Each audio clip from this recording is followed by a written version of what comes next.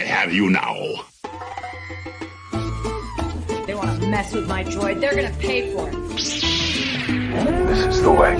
You may fire when ready.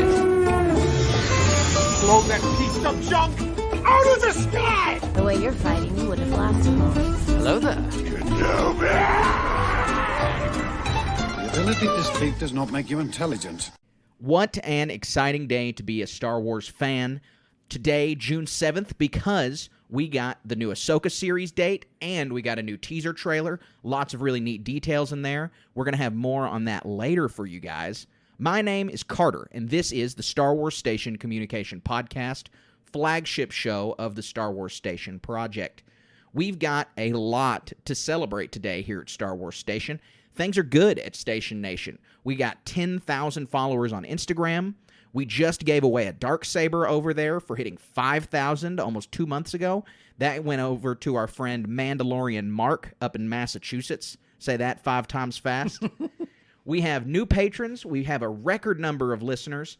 And all of you guys listening to this right now are a part of it. And we're really, really grateful for that. We've got some really exciting stuff coming up throughout this month, throughout the year. We've got our episodes planned out until October now, and so we are really excited to be firing on all cylinders. And so this month, June, we have informally dubbed Star Wars Reading Month because of how important Star Wars reading is to us, how important it is to our community, and how much it adds to the Star Wars fan experience. It's so important to get people reading all the time, and so this month, we are going to be talking about the 3 Star Wars books that maybe have had the greatest impact on Star Wars of all time.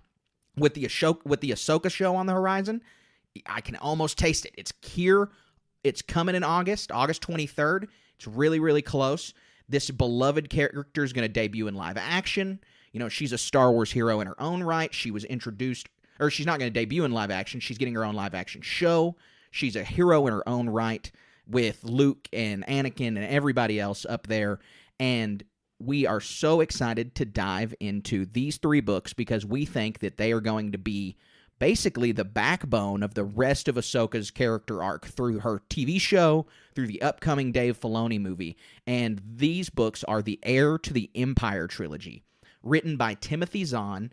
And it's really, it's the story that resuscitated Star Wars. And if you're not really familiar with that, we're going to dive into it because for people in 2023, it's kind of unfathomable to think that Star Wars almost flatlined, that we almost didn't have Star Wars at all.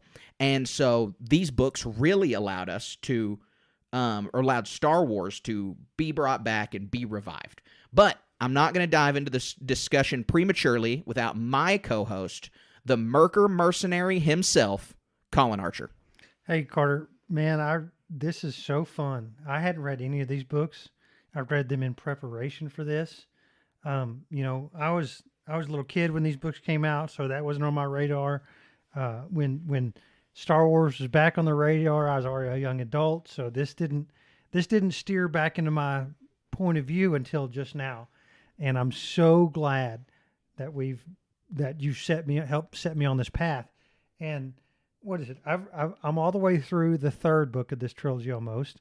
I have, there's 2 other Star Wars books that I've read in the meantime, and more down the way. There's a long list of this stuff that I'm waist deep, neck deep into. and so, without belaboring that point, oh my goodness, just this book alone it's over the top. And so what's so cool about this is we get to contrast. This takes place after the original trilogy, right? Right. We get to contrast the events that happen in these books versus what took place in canon. Mm-hmm, mm-hmm. And not only canon, but also what we saw on the movie screen with the sequel trilogy, mm-hmm. which it reflects back on a canon that's being developed right now. And so I think a lot of really fun discussion is going to see compare and contrast what happened to these characters, what happened to the crew, what happened to events in the galaxy. And now, while we're talking about this, we get to see some of this with the Ahsoka show. Is there a better time to be a Star Wars fan? I can't think of it. Almost. You're right. I mean, it's staggering because in the original Ahsoka trailer, in this teaser trailer that dropped just today, she says "Heir to the Empire" both times as this obvious nod. Dave Filoni paying homage to this and really drawing on these books as source material for this TV show. And just that line alone is such a big deal because when this first appeared at the convention, you knew exactly what that meant. And I'm like, why is that significant? And so you're like, you wanted to slap me, I think. But yeah, it's such a big deal. Heir to the Empire. There it is. Says it all right there. Yeah, I'm really excited to dive into this book with you because you have just read them for the first time. I mean, this is maybe my third or fourth read through of these books. And so I'm going to have a little different perspective on it than you will. But it's been really, really exciting to get to just, hear your, small peripheral thoughts because we've saved our conversation for this episode, but just on the impact of these books. And so you had mentioned you were a little kid when they were written. I wasn't even alive when they were written. I guess I was -7.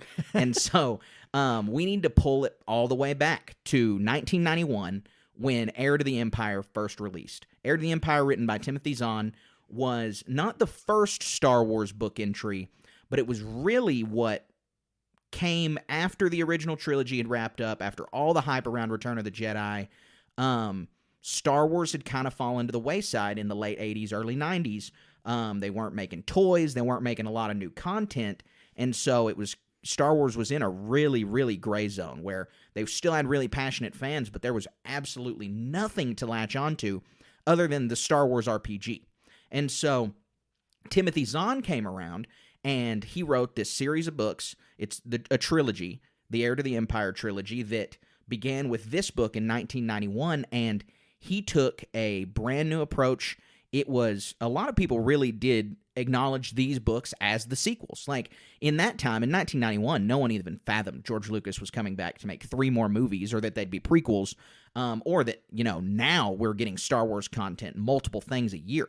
Back then, people thought it was over. And a lot of times, that's how IP worked back then. And so people really latched onto these books because Timothy Zahn did such a good job of basically delivering another original trilogy story for all of us. He sat down, the whole book, each book, this book specifically, though, really reads like you're watching an original trilogy movie. The prequels don't have the same story beats that the original trilogy does. Like, they don't have the same bone structure. Movies. Like, exactly. They're made differently. But these books are made in the vein of what it would be like if, as you're reading these books, it feels like you could be watching this, and it would flow as a fourth movie for sure, really easily. Right, and so yeah, exactly. Heir to the Empire says it all. Thrawn comes back, and I mean, it's cover the book. No, nothing spoiled there. I mean, yeah, not going to mention spoilers. We're talking about everything in this book. So, but just think of you're walking to the store and pick up this book. It's about Thrawn. It's not some sort of mysterious character, right? And so, this contrast with the sequel trilogy, the Empire ended Jakku, and now we're seeing this. This is something new in canon of Thrawn coming back, which is what this harkens back, what the Ahsoka show is going to harken back to, right? And so, canon-wise, the last time we saw Thrawn was in Rebels, right? Right, exactly. And so now Thrawn is being brought back in canon. And we're going to see what happened. I mean, because that was the question mark of what happened at the end of Rebels. It was, what are the monsters called? The Purrgil. The Purrgil, right? They sucked Thrawn and Ezra off into wild space. We don't know yet. Yeah. It's all speculation. And so, but it's not speculation that Thrawn is back, right? We had Pelion and I'm saying that wrong.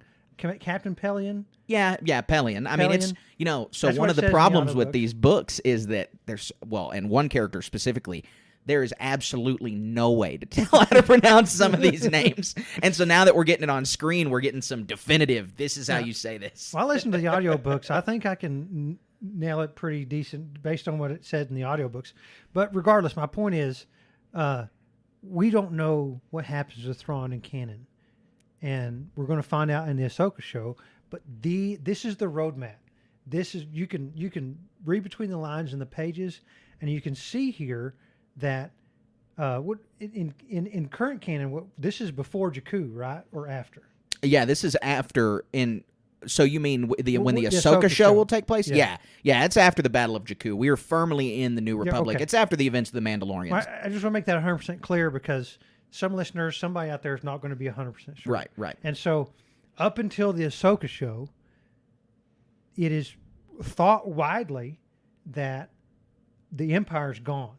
And then there's some other element in between the Empire being, we know this from books and otherwise, that the First Order's building up in the back. So that's another question here.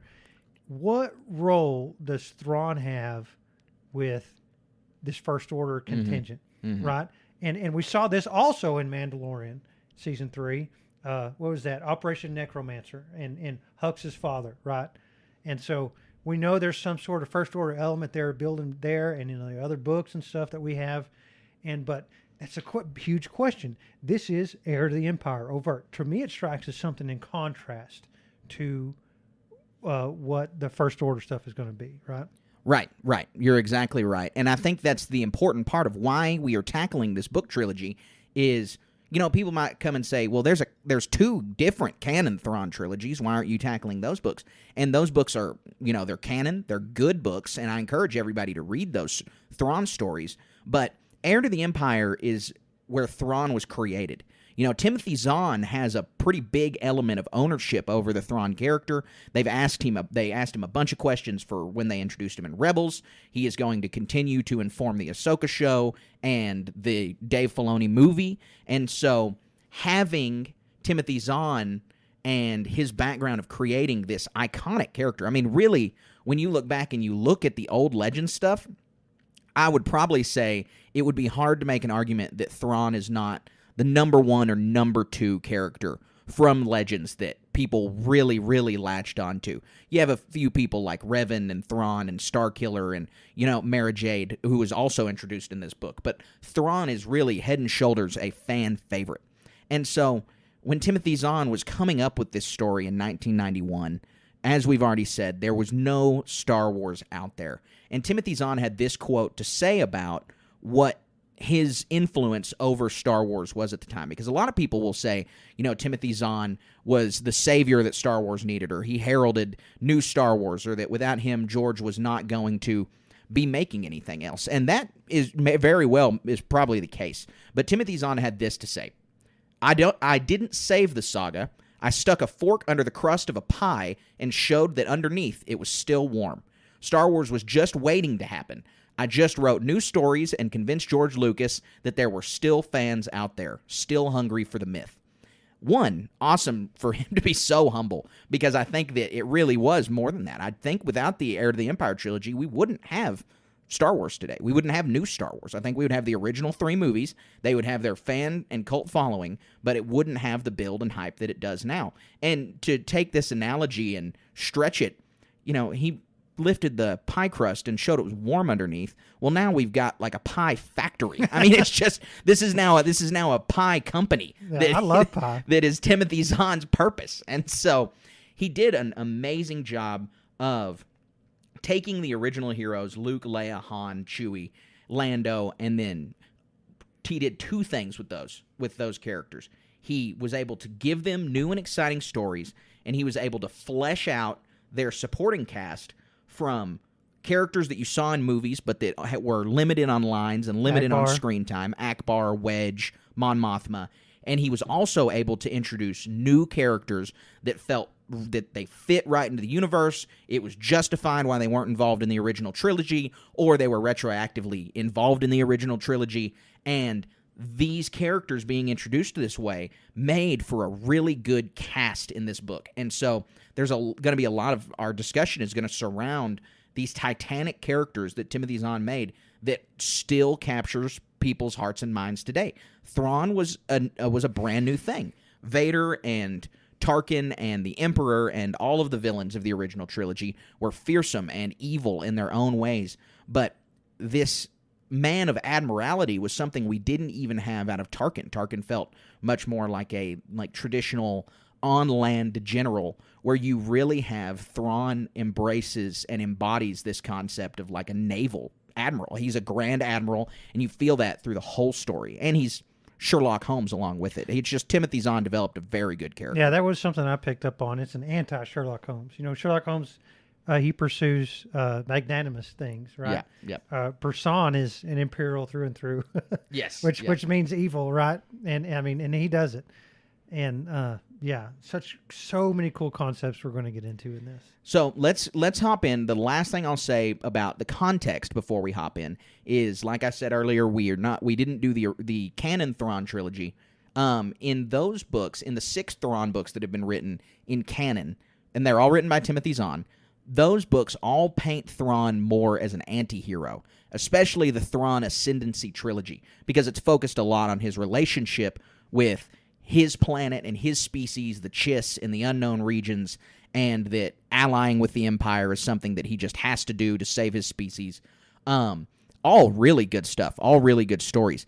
But Dave Filoni is a product of these books, of the Star Wars Legends continuity. Dave Filoni has already canonized a lot of things out of Legends, and he plans to do more. And so Dave Filoni's Thrawn is the Thrawn from Heir to the Empire, like firmly a villain. The Thrawn of Heir to the Empire is a wonderful character, but there's not really much gray surrounding him. It's still the black and white morality of Star Wars, and that Thrawn is still having people executed on the bridge and doing things that you would expect of an Imperial officer. Yep. So, Colin, let's hop right into it. We're going to go roughly chapter by chapter, but we're mainly just going to follow the story thread through and discuss what came up. The first chapter opens up with Thrawn and with Pelion and on this Imperial ship. And Pelion is already a good character. He's a supporting character for Thrawn. He is basically Dr. Watson to Thrawn Sherlock Holmes. The character really exists so Thrawn can explain things, so Thrawn can have exposition. But in the Legends continuity, Pelion survives and moves on to do things like run the Empire for another 20 years. He is the head of the Empire. He's the one who signs the peace accord with the Alliance and with the New Republic. And so Pelion is this apolitical military man in these stories because he really makes it out where I don't really care about the Jedi or the Sith or the Empire or what good and bad. He really is just dedicated to his career in the military. And so his character, living through his character and hearing Thrawn and seeing Thrawn through his character, there's very limited interaction of Thrawn with our heroes because a lot of his, terrorizing of them is through space, proxies, through his ships, and through proxies. The Nogri and whatnot. And so Palion's an important character just for us to be able to see how Thrawn's mind works. Yep, exactly right. Because Thrawn isn't human, where Pelion is, right? And then, like you said, Thrawn is a genius. One thing, I don't know if it's this chapter or not, but he has these holographic art pieces, and he says that how you learn to defeat a planet or otherwise a culture is to study the art that they've made. And so he'll bring up an art and study it, and that's why he's successful. And this is, like you said, explained through Pelion, because Pelion is, for lack of a better term, a doofus when it comes to the genius of Thrawn. I mean, and there's not a better way to put it. I mean, this is, I bet, has Timothy Zahn said this is a Sherlock Holmes, Dr. Watson thing? I mean, not to my knowledge, but it's so clear. Yeah. I mean, just the way that Thrawn presents, well, and this must be the case, and this must be the case, and then this and this. Like, if you go back and you read some old Sir Arthur Conan Doyle, like, this is the exact same writing style. Like, it's the characters presented. I haven't seen a Timothy Zahn interview where he says Holmes, but I wouldn't be surprised if that's not out there. Walks like a duck, quacks like a duck thing, right? Right. They the art obsession that Thrawn has is also super important to that character, and it's something that we get in Rebels with Hera's Kalikori, and it's explored really well in those shows, and I can only hope that we continue to visit it with Ahsoka, and we continue to visit it throughout however long Thrawn is going to last in this universe. But for that concept to be introduced added another level and another dimension to this character that was really needed, because it, for lack of a better term, humanizes him. Right. And it makes us kind of understand where he's coming from. And it's grounded in the real world with concepts like that and understanding cultures. So all of those elements that Zahn just hits you with in the first chapter, because you have the Empire on the ropes. I mean, this is just a strike force of a couple Star Destroyers. This is Thrawn, trying to claw back the Empire, trying to reassert the Empire. Yeah, so that's what the whole goal is. I think that is set forth in this first chapter is, the Emperor's gone, and in contrast to like after the Battle of Jakku, where the Empire is thought to be destroyed, the Empire's still well established. They own, for lack of a better term, like you said, they control several different worlds, and they are, as progresses in the series, conquer several worlds, right? Mm-hmm. And so it, on the ropes is still is an amazing is a really good characterization, but on the ropes of a very massive ring where like their corners on the other side that is well within their bounds, right? So it's and this is just the first chapter. Setting all this stuff. When is Sabaoth brought in? Am I jumping the gun on that? Yeah, because there's a major plot point I want to talk on this too. I think he's brought in chapter 4. Okay, we'll get there. And so we'll get there.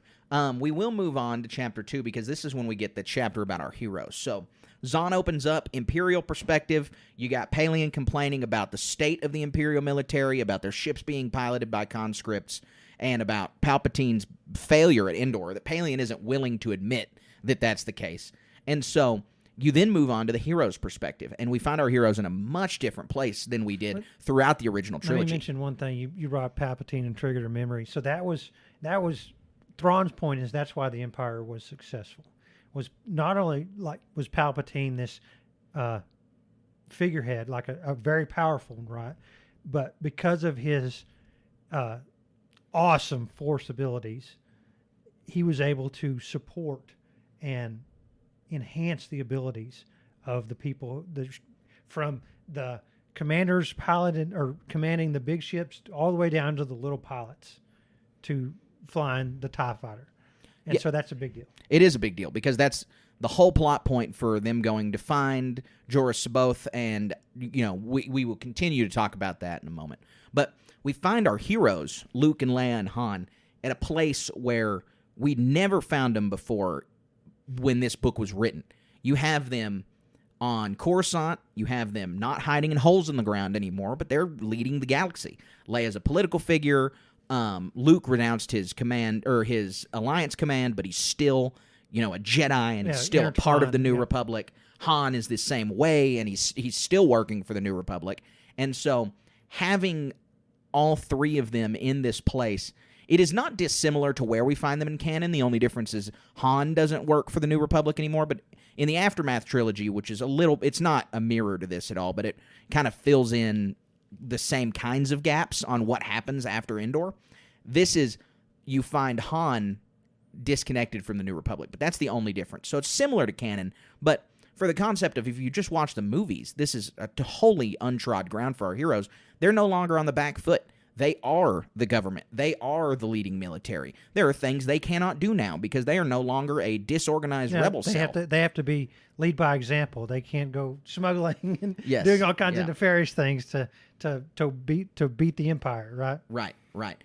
Other things introduced in this chapter that are important is Jason and Jaina, the Solo twins of Legends, were introduced in this novel. They were introduced as unborn characters. I mean, they're in the womb, but because of their connection to the Force and because they're alive in the womb, there is this leading plot thread. There's this plot thread throughout the book talking about the safety of the children, even though they're not walking around. They're not children walking there, but they still exist in Leia's stomach, and they're still important because they have this connection to the Force. Luke and Leia can feel them. They can feel their presence like they can feel all living things. And so these two characters that are going to go on in the Legends continuity to be titanic characters. I mean, stories on the same scale as Luke and Anakin. This is their introduction, and these twins are some fan favorite characters. And so getting to see their beginnings is a really cool element that Zahn just introduced some of the most iconic characters ever. He did such a great job. Yep, I haven't read all those. I know. Yeah, we're gonna get into it. So this is just this is the first step, and this is Timothy Zahn laying the foundation for an epic, right? Yeah, well, for decades in the Star Wars universe and the real world of storytelling, Yeah. it really was impressive. And so Han's goal here is, as tasked by Leia and the rest of the Republic, is they're short on freighters. They need to move a lot of material to support the new government, right? They've blown up all the Empire stuff. Right. So Han is going to go meet several different characters from his past life to convince them to use their smuggling capabilities and literally ships and whatnot to act as transports and paid legitimately by this new Republic government. And so we find out here that he's not exactly successful.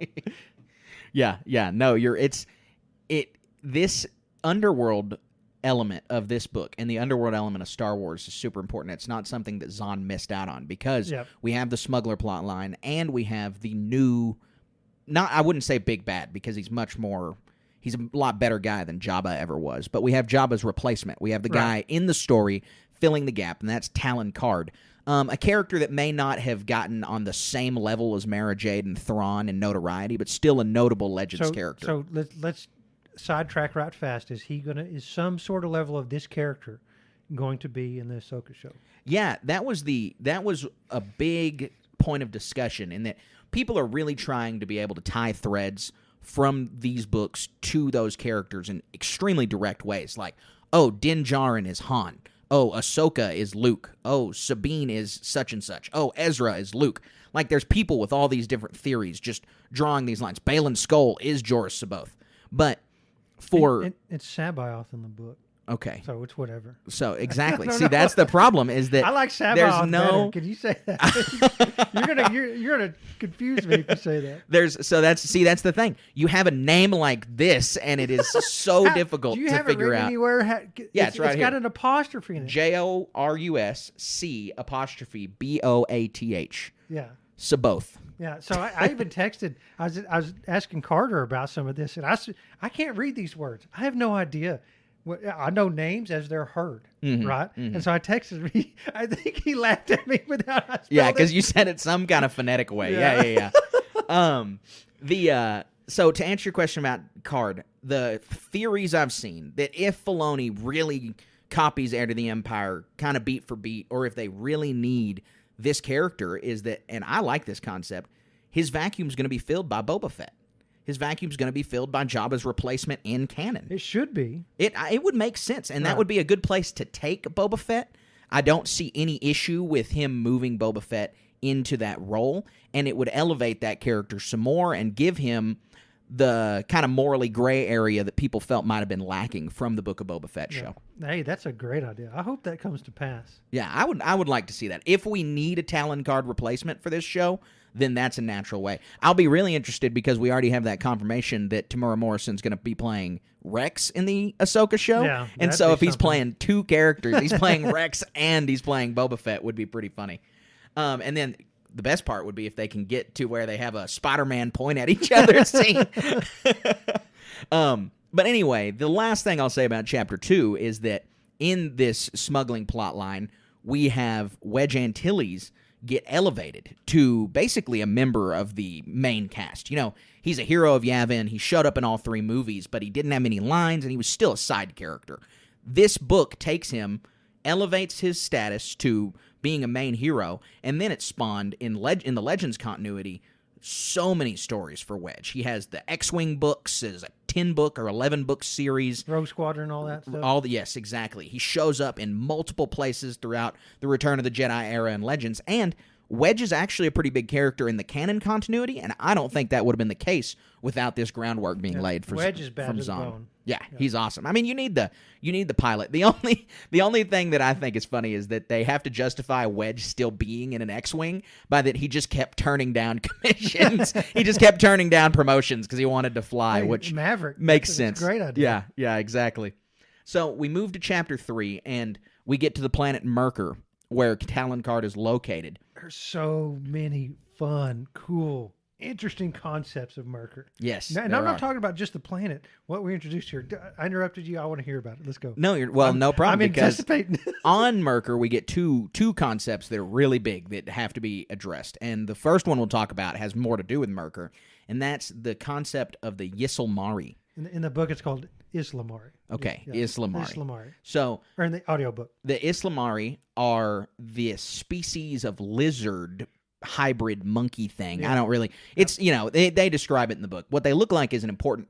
These beings, though, create a bubble that repels the Force. Right. So the very first thing someone needs to know about this whole trilogy is this was obviously pre-prequels. There's a lot of things in here that you can make sense retroactively, but that we didn't, Timothy Zahn, when writing these books, didn't know what a midichlorian was, didn't know that, there's that, it's this scientific blah, blah, blah in your cells. It was, oh, no, this animal just repels the Force. It's this mystical thing. So, and to make note here, we, as the reader, you don't know this at the start. You just know that Thrawn is going to this planet and he's retrieving these animals. It's not until they meet Sabaoth.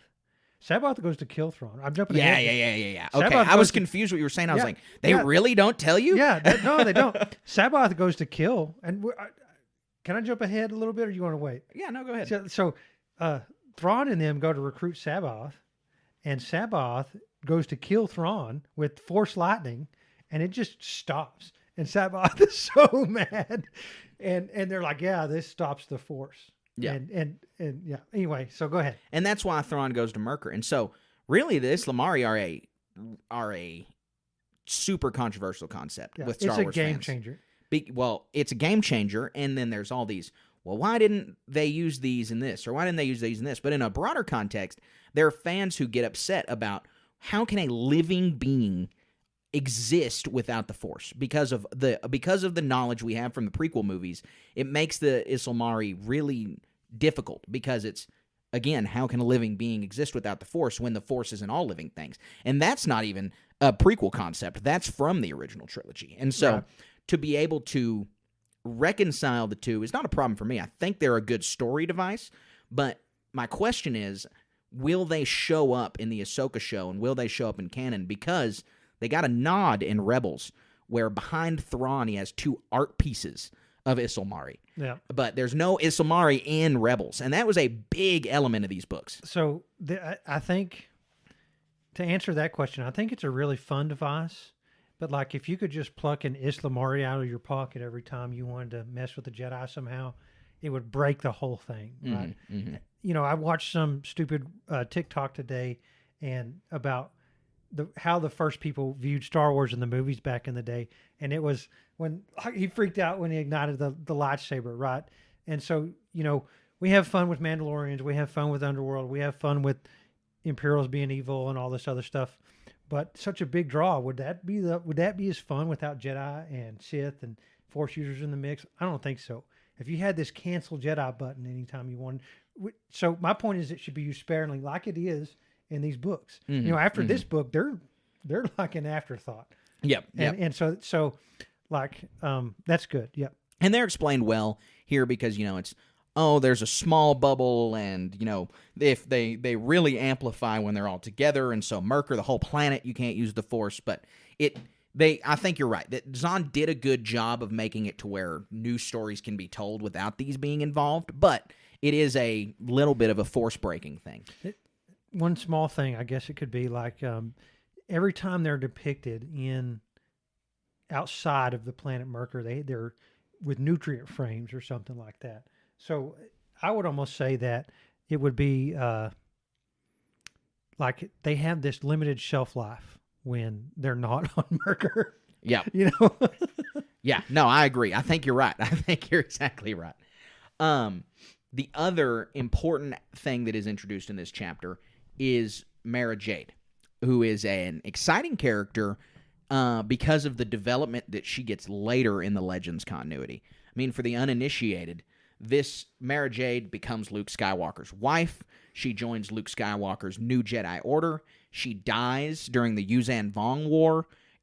She is a huge character. She bears Luke's son, Ben Skywalker. I mean, there is with the direction that the sequels took with Luke's character, it's pretty impossible to introduce Mara Jade into canon and leave almost anything left for her character to kind of latch onto to be the same, except for what's in these Heir to the Empire books, because of the way they set her up as she was the Emperor's hand. She wanted to, and we don't know this at the beginning. Yeah, we don't know this. At the very beginning, she is just somebody who hates Luke Skywalker. She's Talon Card's lieutenant. She's Talon Card's lieutenant, hates Skywalker, and we learn halfway through she was affiliated with the Empire somehow. Yeah, and she's an extremely capable person. Yes. Like Ellen Ripley, Leia, kind of like up until this point, maybe like an opposite Leia or something like that. Well, and she's a total, she's a total badass, and she is like this really bossy, kind of hard-edged woman, and they contrast this with happy-go-lucky Luke Skywalker, not a care in the world. He's so nice all the time, and she's just like, I hate you so much, and Luke's like, aw, shucks. Like, that's the whole, that is the crux of their relationship throughout these 3 books, is the way they interact with each other. Is she is this grizzled badass, and Luke's just like, hunky-dory. And then also kind of, in the context of these books, she has a heart of gold. And before, obviously, working for the Empire, that's not true. But maybe not heart of gold is not, what's the right phrase? She's fiercely loyal, right? She was the Emperor's hand. And then after this book, like, Talon Card is it. She meets with Thrawn in the second book, and she's like, yeah, whatever. I'm just here to, you're a means to an end. And she's still working for Card, right? And so I don't know what fiercely loyal, I guess, is the best way to put it. And I guess Carter a lot develops after these books with her and Luke Skywalker, right? Oh yeah, plenty. Well, in the third book is there's an interaction with her and Leia, and she is cemented into protecting Leia, right? And so it's really cool to concept to see not only the idea of this character as the Emperor's hand, because a lot of this book and the next books get into how she operated with the Emperor, how she did things, and seeing this point of view, of like, it's like behind the scenes Empire. Most of what we see with the Empire is like a militaristic, the Emperor's at the top, you do what I tell you to do, and that's how it's done. If you don't, Darth Vader's going to force choke you and kill you. Well, what this book establishes later on is that she was behind the scenes the whole time. One of the things I see repeated over and over, how fun it is, even in these books, is she was in Jabba's throne room as Luke was going and doing all that stuff at the end of Return of the Jedi, right? And so it was just having this going back and explaining all these different points that when she was there and how she did things is so fun to discover. No, you're right, because like I said earlier, Zahn retroactively includes her in the movies. They give a justification. Oh, she was here, and then you can go watch Return of the Jedi and you try to spot her in the crowd. I mean, it's just like the influence that she has on the story is only through Luke Skywalker. The agency that she feels in the story is only through her hatred of Luke. And so Zahn was really able to tap into that hatred and write a really good retroactive story with someone who you would say, well, then why wasn't this person in the movies? And he really weaves her in a healthy way, because everyone's explained on, oh, well, this is why they weren't in the movies, but hers is done probably the best. Yep, you're exactly right. So in the next chapter, we are introduced to Jorah Saboth, and he does... Mount Tantus also, yep. Yeah, and Mount Tantus. This is on the planet Wayland, and so he's doing the Yoda act. I mean, he's pretending to not be the guardian of the Emperor's secret laboratory on Mount Tantus. There was a dark Jedi that was supposed to be guarding it, and Jorah Saboth is, I will take you to him. And he gets Thrawn and he gets Pelion and he takes them all the way through the city and all the way in. And then, like you said, that's when he attacks them and learns that the Isilmari are stopping his attack. And here we learn, and this changes throughout the 3 books, but at this point we learn that Jorah Saboth is a Jedi of the Old Republic, which, again, remember when these books were written, the prequels did not exist, so we don't really know what that looks like or what that means. Right. But he was a Jedi of the Old Republic, and that now he is the guardian of this place, and that he is evil, that he has fallen to the dark side. And that's all we really know, and we learn more about the character later. So the point of Thrawn going to find Sabaoth is, and I'm going to say Sabaoth, I don't care how you say it, that's how it's said in the books, is that they need a Jedi to ally with them to support their efforts in their attacks on whatever planet or effort they're going to do, because it basically makes the Empire efforts unstoppable. And it even depicts it later in the book. And I think in one of the covers he's got his hands up and there's lines coming from every finger or something like that, and it's he's using some force capability that is enhancing the abilities of everything throughout the battle. And so this is a concept, and a lot of other things that we're going to talk about later, that we don't get to see much in canon Star Wars. No. And so it makes the Jedi extremely powerful. Stuff like this. And I'm even reading, what is it? Path of Destruction. There's some stuff in there. Path of Destruction. I haven't read some of that stuff, but like one character enters a fighting pit and his two little lackeys show up. I'm wondering if something like this, but like none of these concepts are even present in canon Star Wars. Obviously this came after the original trilogy, but like, and then the prequel trilogy is kind of a different story, right? But you could still make the argument that Sidious and all this stuff is doing the same thing. But it's in this book, these concepts are overt, and for the nerd in me, I really wish that these concepts were explored still. Now, see, I will push back on that, and I'll say that I think these concepts are established on screen. I think that the Battle of Endor and Palpatine being present there, while Zahn comes back and explains it in these books, I think the explanation is pretty clear that these Force users, who uber powerful ones, Palpatine and Yoda and Luke, would be able to influence minds on a mass scale because they can already influence them on a one-on-one scale. And so we see these concepts like this battle meditation from Sabaoth and the one in the Path of Destruction. It's easier to explain these concepts through a novel, obviously, because in a movie you're showing, not telling. And how do you show this, Force mind power over such a large scale? But I would say it's present there, but that's why Star Wars reading is so good, is because it enriches your experience by getting to explain the hidden Force powers, because we can all see an object get levitated with your mind. Like, we understand the X-Wing being pulled out of the swamp on Dagobah, but we don't get the mind stuff that's going on. We don't understand, even in a Jedi's lightsaber duel, the imperceptible things in the Force that they're precog, and just that, they're relaxing their muscles more. Or Luke talks about in this book how he's able to expel toxins in his body, things like that. And it's like, those Jedi concepts are things that you would absolutely be like, oh yeah, the Force can do that. If the Force can move objects, why couldn't the Force do this? But it's harder to show on the screen. And so getting to read these books, that's why it's such a good experience. And that's why I always encourage people to pick up Star Wars books, is because you get just a better exploration of the Force, if that's the only thing. And it's not even close to the only thing that you get out of these books. To continue the story on Mount Tantus, we see Sabaoth encounter Paleon and encounter Thrawn, and we know that he can't get through the Isilmari. And this Mount Tantus becomes a really important focal point throughout the rest of the trilogy and what this place can do. But as Palpatine's secret lair, we've already seen Mount Tantus in canon. We got to see it in the Bad Batch. Right. We've gotten to hear mentions of things like this in Ahsoka. And so a lot of people will take the Heir to the Empire trilogy and really try to hold up a mirror to the sequel trilogy and compare and contrast the two. But they are really, really connecting the concepts from the Heir to the Empire trilogy into canon in a lot of different ways, and plugging it in a lot more ways than just being a sequel to the original trilogy. And it's been really neat to get to see. I'm almost happy to say, while this story is phenomenal, and getting to see these books and getting to read these books is really a treat, but getting to watch the concepts slowly and organically be introduced into the universe is almost just as satisfying, because I'm familiar with Mount Tantus, but now instead of Mount Tantus just showing up as a story element and retroactively, saying, oh yeah, this is the Empire's or the Emperor's hidden laboratory, that all makes sense. I have no problem with that.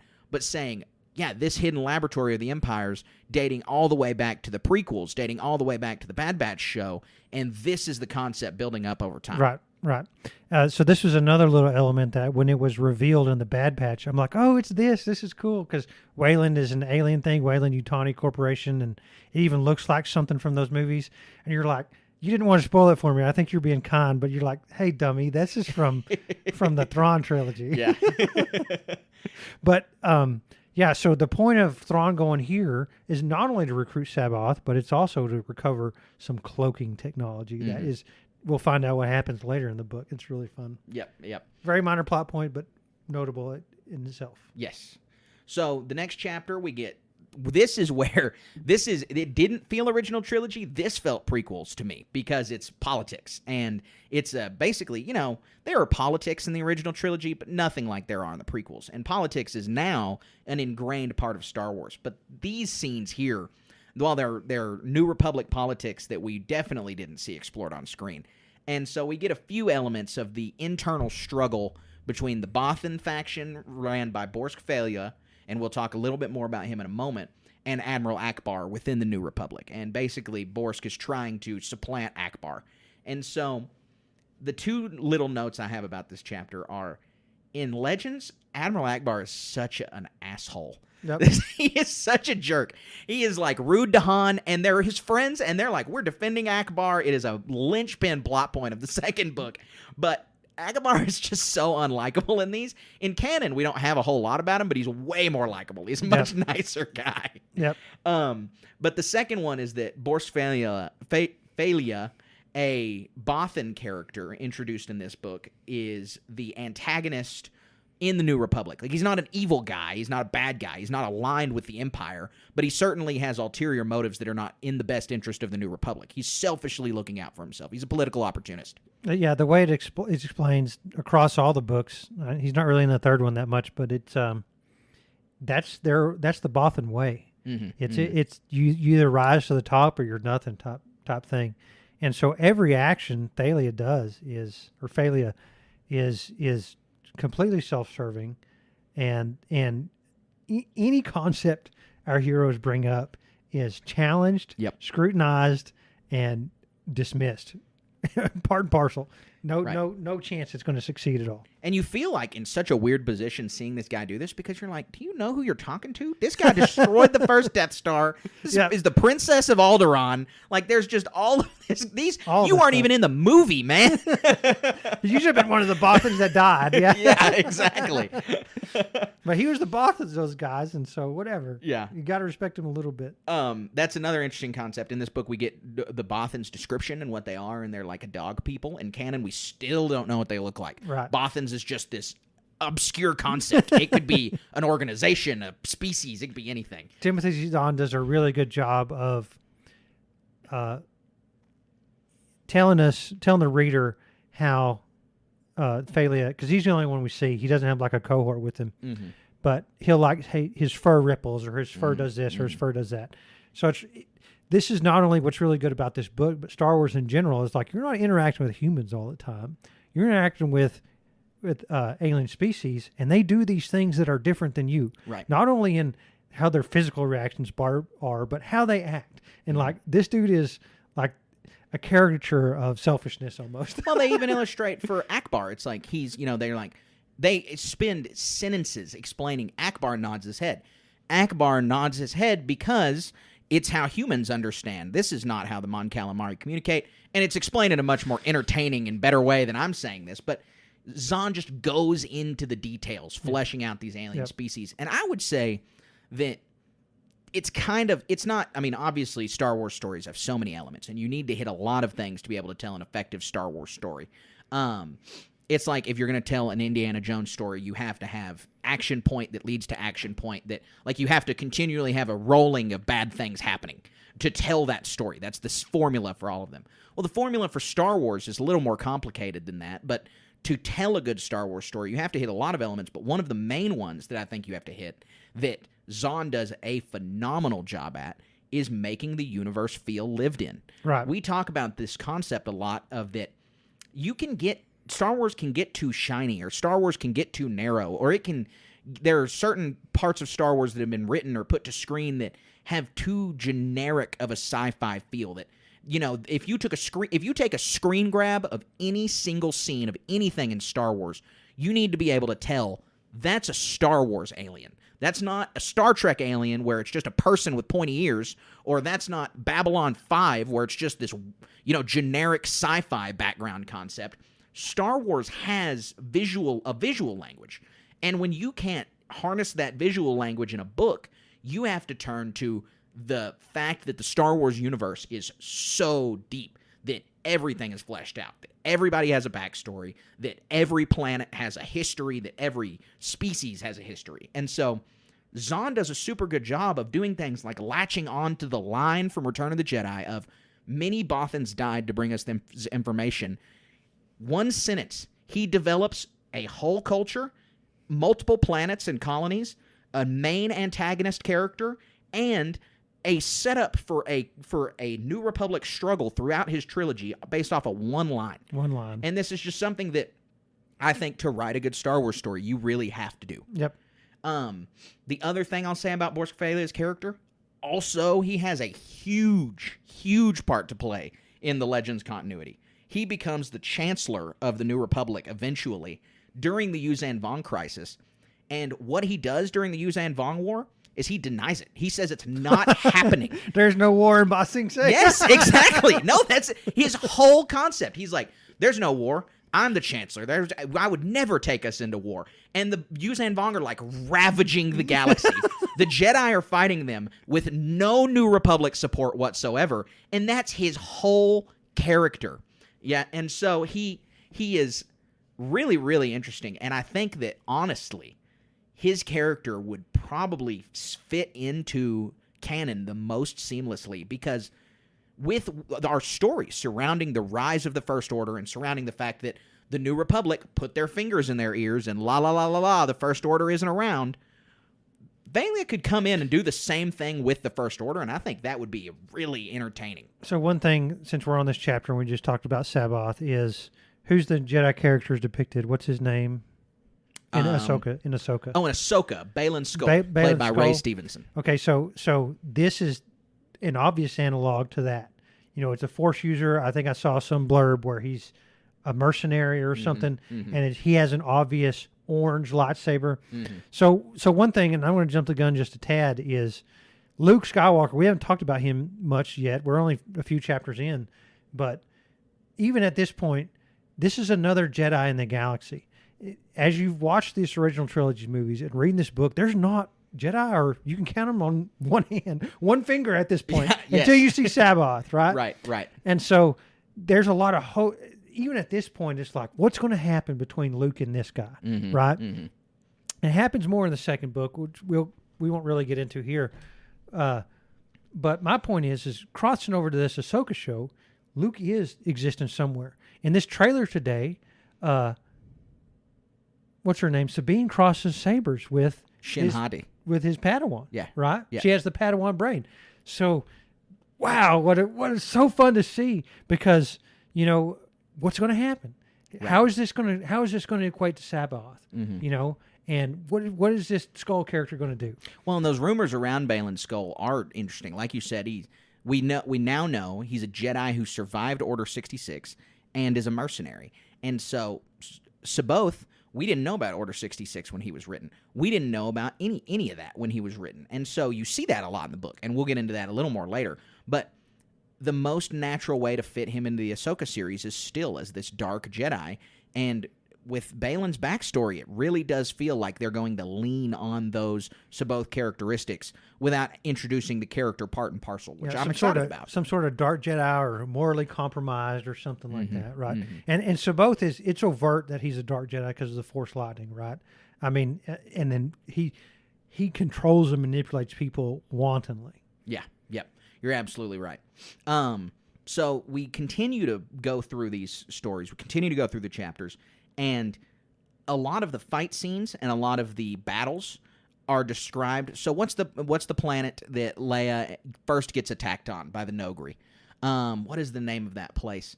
Gosh, it's right on the tip of my tongue. It starts with a B. I don't know. They say it a lot in that book. It starts with a B. Anyways, the planet that they are attacked on Well, Chewbacca swoops in the Millennium Falcon and saves them, and that's basically the only way that they get saved. Bibfash, the planet Bibfash. Yeah. And so that's the only way they really get saved, and Leia's being hunted by these creatures that have sworn their fealty to Thrawn, known as the Nogri, because they had previously sworn fealty to Darth Vader, and now that Darth Vader's not around, Thrawn's like, you work for me. For lack of the better term, these are Caitians from Star Trek in a sense. I think I don't even know what that is. They look like they're panthers or some cat people. Yeah, yes, yeah. And Rook the Nogri is represented in Rebels. I mean, he's a big Rebels character. He's killed in Rebels, which is something that a lot of people lament, because now that we know we're getting live-action Thrawn, it would be amazing to have live-action Rook. But Rook is Thrawn's main Nogri. This is his guy that is his personal bodyguard. And so the species has sworn fealty to Thrawn. And so Thrawn says, I want you to hunt down Leia Organa Solo and capture her and her 2 children, because the deal that Thrawn strikes with Saboth is for Saboth to help the Empire supplant the New Republic. Thrawn will deliver Jedi to Saboth to train and to become his servants and to become his Jedi Order. And so this whole time throughout this book, Leia is in perilous danger, and Leia is constantly being hunted. And so the fight scenes where they describe the Falcon flies in, Chewbacca stops the Nogri there, it's just the whole thing feels so original trilogy. The whole tone. Zahn again, we're going to hammer it, did such a good job of capturing the tone of the original 3 Star Wars movies. Yeah, these are all bona fide fight scenes. I think it's described in detail, kind of gory a little bit. Yeah. But I mean, the Nogri are not to be trifled with, and neither is Chewbacca, but it's really fun to see how this plays out. I mean, you had Ewoks doing some damage in the movie that we saw, but this is another alien species that has some sort of martial component, whereas, the Wookiees and stuff, they obviously are fighters and very strong and tall and this stuff, but this is another alien species that they're bad to the bone. You're not going to mess with them. Right. You're absolutely right. So we continue through the book, and they mention things like the Clone Wars, which is hilarious to hear them mention the Clone Wars before 1999, because Zahn, to his credit, doesn't really touch on the Clone Wars enough to flesh it out. And, before 1999, Star Wars fans' imaginations ran wild, and no one sat down and said, yeah, the Old Republic, where there's thousands of Jedi, are going to lead an army of Boba Fett all over the place. Yeah. And so that was no one's idea. Nobody in any chat room or forum was saying that. But Zahn, to his credit, keeps distance from the Clone Wars, but throughout reading this book, they do things like give you hard dates and things like that. And that's always so 10 years. Right. What is going on here? And so that's just a funny concept throughout the book. One of the most brilliant parts about Thrawn's character, and this is where I noticed they really first give you Thrawn's genius at work, is that Saboth is, how are we going to get the Jedi to come to me? And Thrawn says, well, we're going to plant a rumor, and it's going to spread. It spreads so wild throughout the galaxy. And it's neat because as you're reading the book, you see the rumor grow that there is this Jedi on this unknown, or they put him on some random starts planet. with a J. It does start with a J. I keep wanting to say Jabim because I just rewatched Obi-Wan Kenobi, and I know it's not Jabim. Yeah, it's not that. But they put him out there, and now they want Luke to come to him, and it's supernatural and it's really organic. And Wedge is like, oh, y'all haven't heard the rumor about this? It's just they do a really, really good job. We keep moving through the book, and Luke returns to Dagobah, which this is basically the first return to a original trilogy planet in this book, and it's a really good one because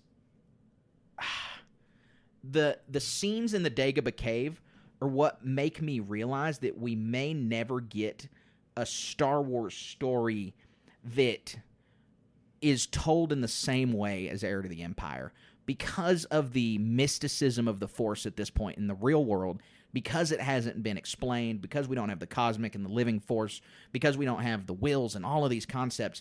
The establishing what the Force is still the Wild West at this point. And so Luke enters the cave, and it's just this dark energy, and he has to experience a new vision, and his new vision is of Mara Jade, and it's really interesting because it's his future wife, and he doesn't know that yet. Zahn doesn't know that. Nobody knows that yet. But building on these visions, he sees her, and he sees what could have happened. It's a vision of the past, of if she had been able to go on Jabba's sail barge, that he's dead, that he's in the Sarlacc pit, and that the only reason Jabba the Hutt saved the galaxy by not allowing Mara Jade to come on the sail barge. And so all of the visions in the cave are really, really full of the mystic force that you have from the original trilogy. And I mean, that's my number one part of my Star Wars fandom, is how much I like learning about the Force and how much they develop the Force. So I don't mind all of the developments that came later in the prequels and in the Clone Wars and so on. But there is something really special about the 3 movies, the original trilogy, existing in isolation, and the Force just basically just magic. I mean, it's just magic at that point. And so it is really, really neat to see how Zahn was able to take that, build on it, and keep the mysticism.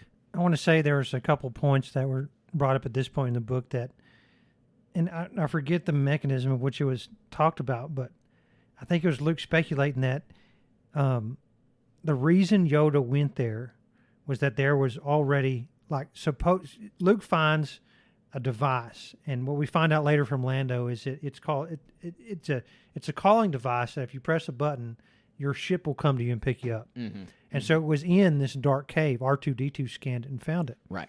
So Luke supposes that this is where a dark Jedi took refuge. Yes. And the reason Yoda was able to hide so effectively was his light was countered by this dark force and made it non-existent. Mm-hmm. So nobody could reach out with their force and say, or like we saw in the Visions episode, they're just flying along and they encounter a dark tick in the mind or something that. You couldn't be flying by Dagobah. Darth Vader couldn't be flying by Dagobah and get a light tick in his mind and say, let's go check this place out, and nuke it from orbit or something like that, right? Right. Because, and that's the wisdom of Yoda. He was old enough to know about this, that this dark Jedi took refuge here and was able to say, hey, this is the best place to hang out. I'm really happy you mentioned that, because the concept of, this balance between the light and the dark, but specifically location-based, that Dagobah is this planet extremely strong in the Force. It has this well of the dark side. Well, Zahn, like you said, introduced us to the concept of, that's why Yoda was there. It was the masking and the balance of this extreme light and this extreme dark. Well, now, in basically all of Star Wars, in canon multiple times, we see this exact same thing crop up, and it's become such a repetitive plot point in Star Wars in a good way that this is another concept that didn't exist before Timothy Zahn's book and now is part and parcel in Star Wars. You have the Jedi Temple on Coruscant in canon is built over an old Sith temple. You have on The Last Jedi on Ahch-To, you have this Jedi founding planet, and then this well of a dark side hole where Rey has her vision with the mirrors. Right.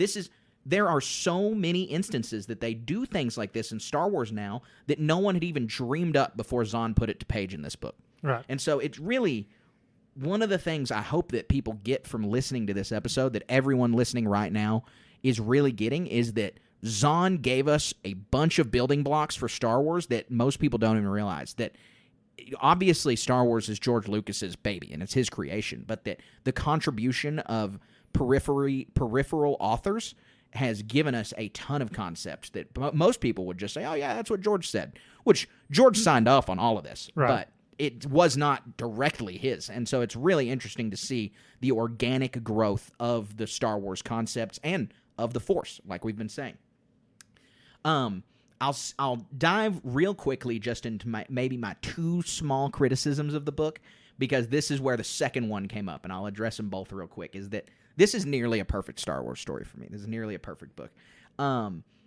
There's one out of necessity that Zahn had to do in this, because it's a Star Wars book, in that there are so many callbacks to the original trilogy in direct dialogue, where at one point and this is not the only example of this, but Han Solo leans into the microphone and goes, "I'm trying to reach Lando Calrissian." And that is exactly what he says in The Empire Strikes Back.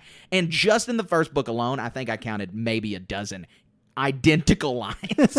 And so it's like things like that I get it. He has to do the callbacks because everything is going to have to say, "Oh yeah, you remember Star Wars. This is Star Wars." Well, that was my one complaint. And then the other complaint, this is the one part of the Force that I think Zahn fleshed out for the worst, is that Force ghosts have an expiration date for no reason whatsoever. Yeah. Ben Kenobi comes to Luke at the beginning of the book and goes, "This is the last time I will see you, ever." And it's, why? Yeah. What's the point? Yeah, and that's sad. I mean, Well, it kneecaps a bunch of people coming after Zahn. it's like he was written off the show or something. Yeah, exactly. And Yoda died 3 years later, so what? We've only got Yoda for 3 more years, and Force Ghost Luke will have an expiration date, and it's just, the expiration date on the Force Ghost thing was a little goofy, and it's not the same, because we have no idea how long these Force Ghosts are going to last. In canon, they've already changed it because of how long Qui-Gon Jinn's been a Force Ghost. Qui-Gon Jinn was what I was going to bring up. He wasn't ever a Force Ghost till we saw him here. He was just a voice. Right, exactly. And yeah, I'm still frustrated that didn't get explained on screen. Well, where did he learn it? But anyways, we need to keep moving through the book because we have so much exciting stuff to talk about. We get to Lando's city. We get to his new enterprise. And I love that they kept Lando as a businessman. They kept him moving along as this on the periphery, respectable businessman. Everything they do to describe it is cool. The mole miners on this sun-racked planet, and you have to have this sail ship blocking it. And all of this stuff was out of left field for me in that it has the Cloud City feel. Like it's got the mysticism surrounding Bespin that I didn't know if they could recapture, but the Zahn did a really, really good job. And in the same chapter, you have Luke Skywalker speaking with Saboth, and he gets lost in a battle and basically goes into a trance where he fights the battle, but he has no idea how much time has passed. And this was another really, really good introduction concept. Very fun. And after we have Lando's planet, and after we have Luke go to Lando, and we have him... Luke goes to Lando's planet so he can figure out what this device is that he found like in the a callback cave. device or something. There's a name for it. The slave circuit. Well, it's different, but slightly, yeah. Right. And then Han and Leia are there, and Chewie, because they want that Lando's the only person they can trust who's not in the New Republic to be able to tell them, Leia needs to be hidden somewhere. And so they leave the planet. The whole group, all the heroes, leave the planet. And there's 3 separate tracks that head from here. The classic, Star Wars split. You can never keep all the heroes together. Right. And so you got Han, Lando, and 3PO. 3PO is pretending to be Leia. He masks his voice. They're headed back to Coruscant. You got Leia and Chewbacca headed to Kashyyyk. And this is a major plot point of the book because, after the Empire, the Wookiees aren't very friendly to humans and yada yada, and it's all mysterious. And we don't know about Chewbacca's home planet. Up until this point, the only time we saw it was in the holiday special. Yeah, we get some really cool insights into Kashyyyk and how it functions here. Yes. It's so fun. And not only that, but Wookiees, the retractable claws, so cool. And we had we get this image of Kashyyyk really well described in this, and it's one for one the exact same as the description or not the description, but as we see on screen in Revenge of the Sith. So they were really able to translate that well. And then Luke is headed off on his own, and this is where we have a big issue in Luke encountering the Empire in deep space. Yeah, so there's an interdictor cruiser. And we've seen on screen, I think in Rebels, it's about the same size as a Star Destroyer, but it has these bulbous protrusions on it, right? Mm-hmm. And what it does is directs the gravity well, and anything traveling in hyperspace drops out. Right. Is this the first depiction of this device? Do we see anything else? I would have to assume so. It may have shown up in the original Star Wars RPG. There's a chance, but it's either this or that. There's nowhere else. So in this case, it's used to pull Luke out of hyperspace, but there's other like fan cartoons or some other stuff where one of these would show up to a fleet battle and the enemy couldn't run away. So that that's what we see often with a rebel tactic is they're outmatched, outgunned in every way, and so and they have their hyperspace coordinates pre-planned and jump away to safety, right? You can't do that with an interdictor cruiser, or like we see with the genius of Thrawn, you just set it up where you know your opponent's going to be and zap you're in.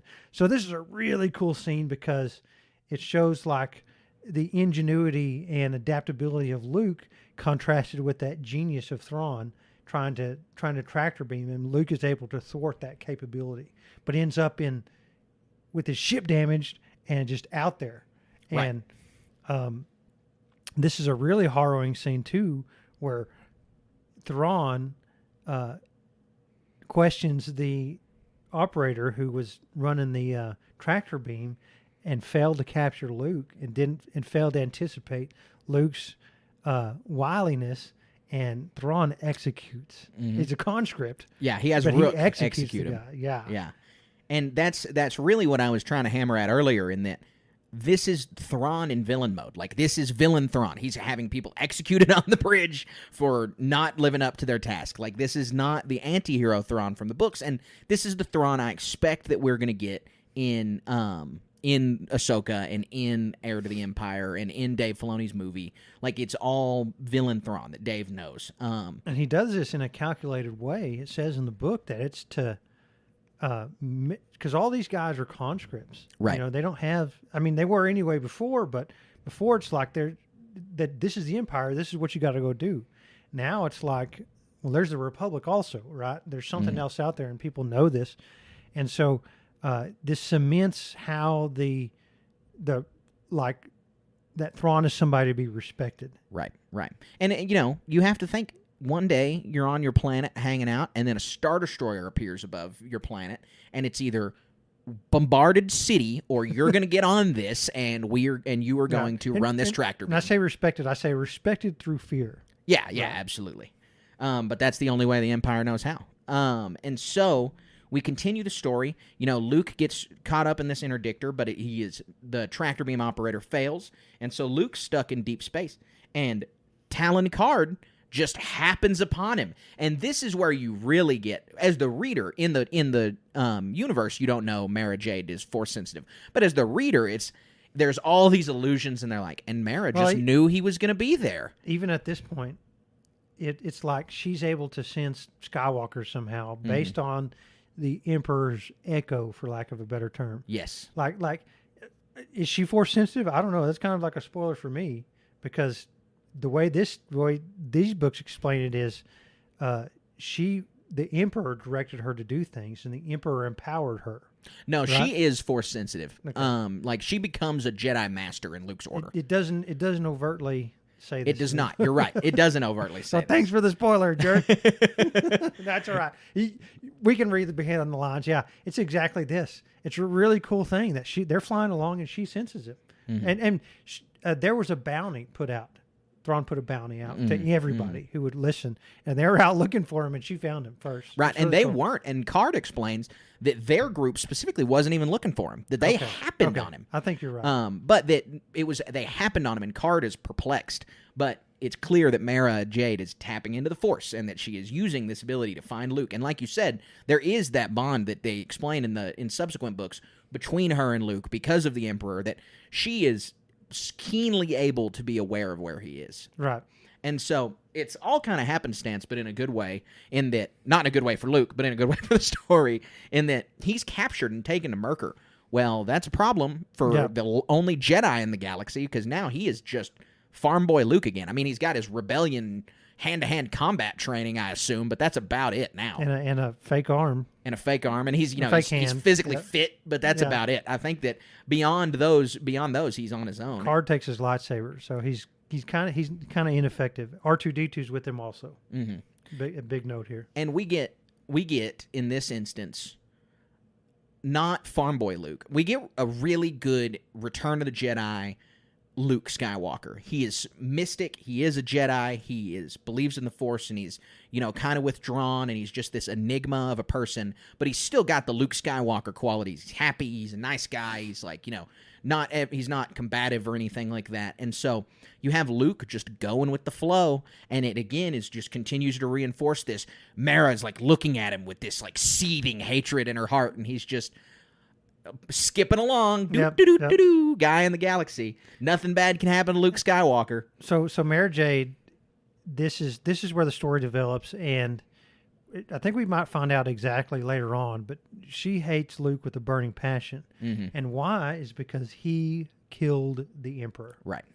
And so, like, that was her From what jam. she believes. Yeah. She believes he killed the Emperor. Yeah. And the Emperor being the Emperor's hand, that was her life. And so she was aimless after the Emperor died. You know, I guess she was on Tatooine, and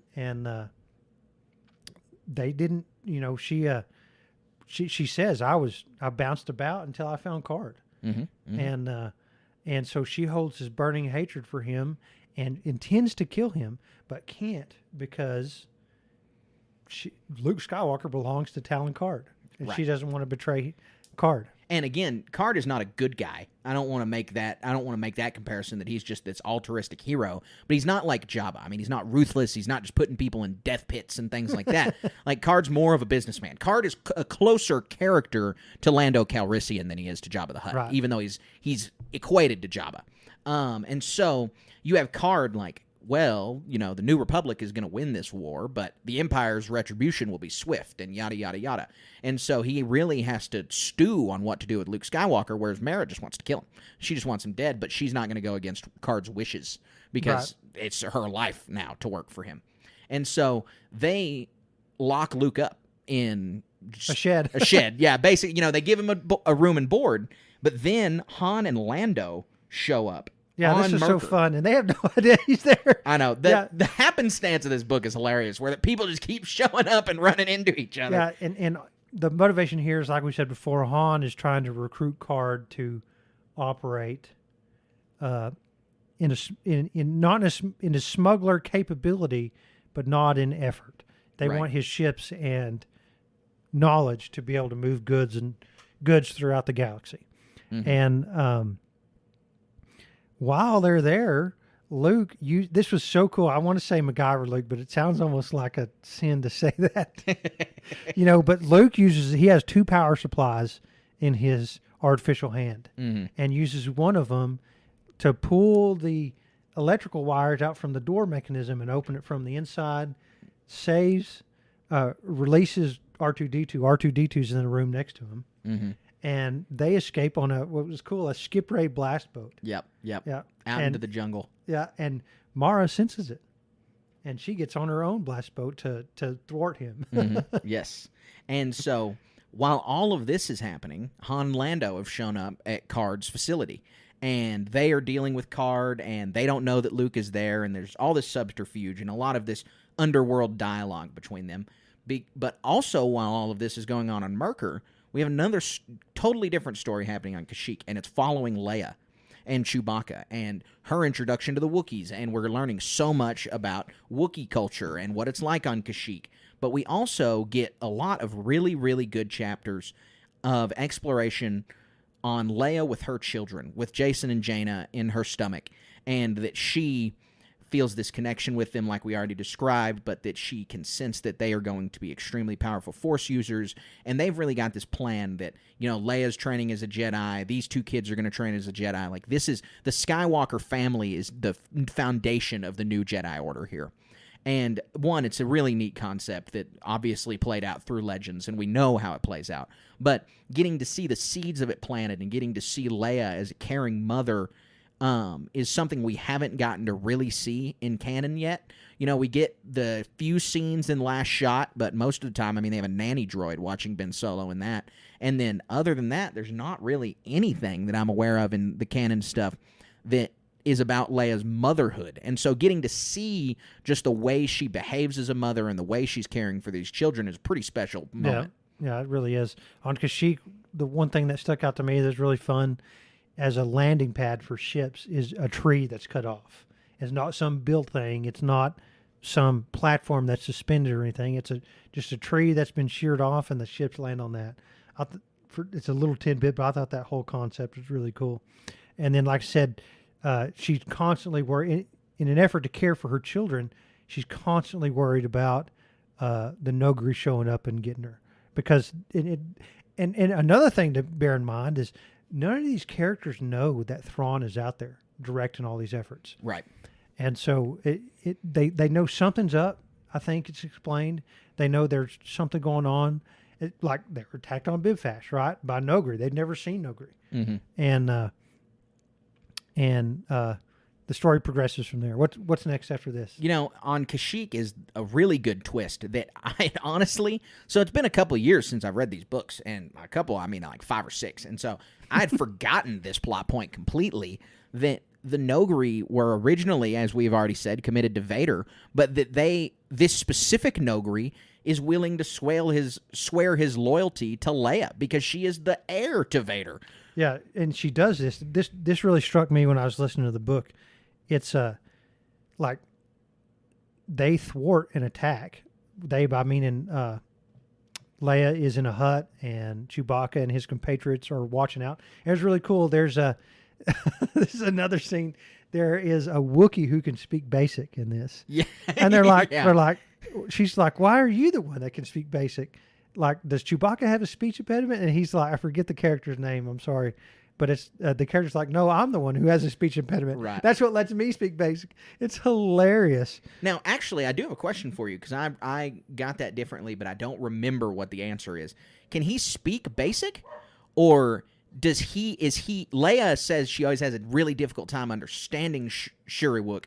Is he still speaking Shuriwook, and she can just understand it because of the? No, she's speaking to him. He is speaking Basic. He's words. speaking in Basic. Yeah, that's okay. what it did in the book. Yeah, okay, interesting. So we move through this. The Nogri are, then it's an important setup because obviously there's a trilogy and we can't have this plot device that now the rebels have the Nogri. But the Nogri says, we are going to have to figure this out. Kabarak is the Nogri's. Kabarak is the Nogri's name here. That's pivotal. This and he gets captured. Yes. Right. All the other this assassin team dies. Commando force is what Thrawn calls them. And she sniffs it. Leia, in an effort, she uses the Force and senses that, there's something more going on here, right? Mm-hmm. And so Chewie is upset because he has a life debt, right? And he doesn't want Leia getting close to Kabarak, the Nogri. But she goes up and he takes her hand and smells it. And by that action, Kabarak is able to tell that she's the, what did he say? Umare Oosh or something like that. I'm butchering that. Mm-hmm. I apologize again. But she can tell by sniffing her that she is the Lady Vader. Yes. A very cool scene. It is. And then Kabarak, he says he still has to follow his orders, and he's supposed to kill himself. Yeah. And Leia's, no, you can't do that, because she wants to go to their home planet, to the Nogri home planet, and, let them know she is the heir to Vader, to stop listening to Thrawn, yada, yada. And we don't see that in this book, but this is where obviously this is set up. And it's just, this twist was really good. Playing on the Vader heritage is awesome. Playing on the heir to that, because you have, obviously Leia doesn't want anything to do with Vader. She doesn't want to embrace him as her father. But this is forcing her to do it to make sure she's not getting assassinated by these characters. Yeah, and so the way they leave it, they promise to meet in a month. Yes. Over Endor. Yeah.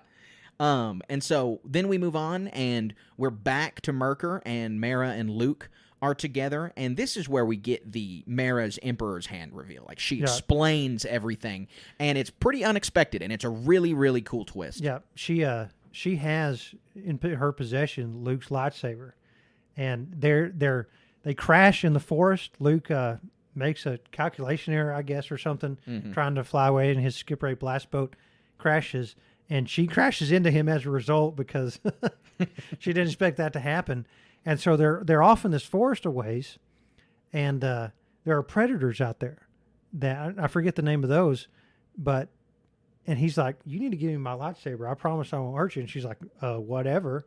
And so they're like up in some trees, and she uses the lightsaber to fashion like a perch or something, I guess. I don't remember.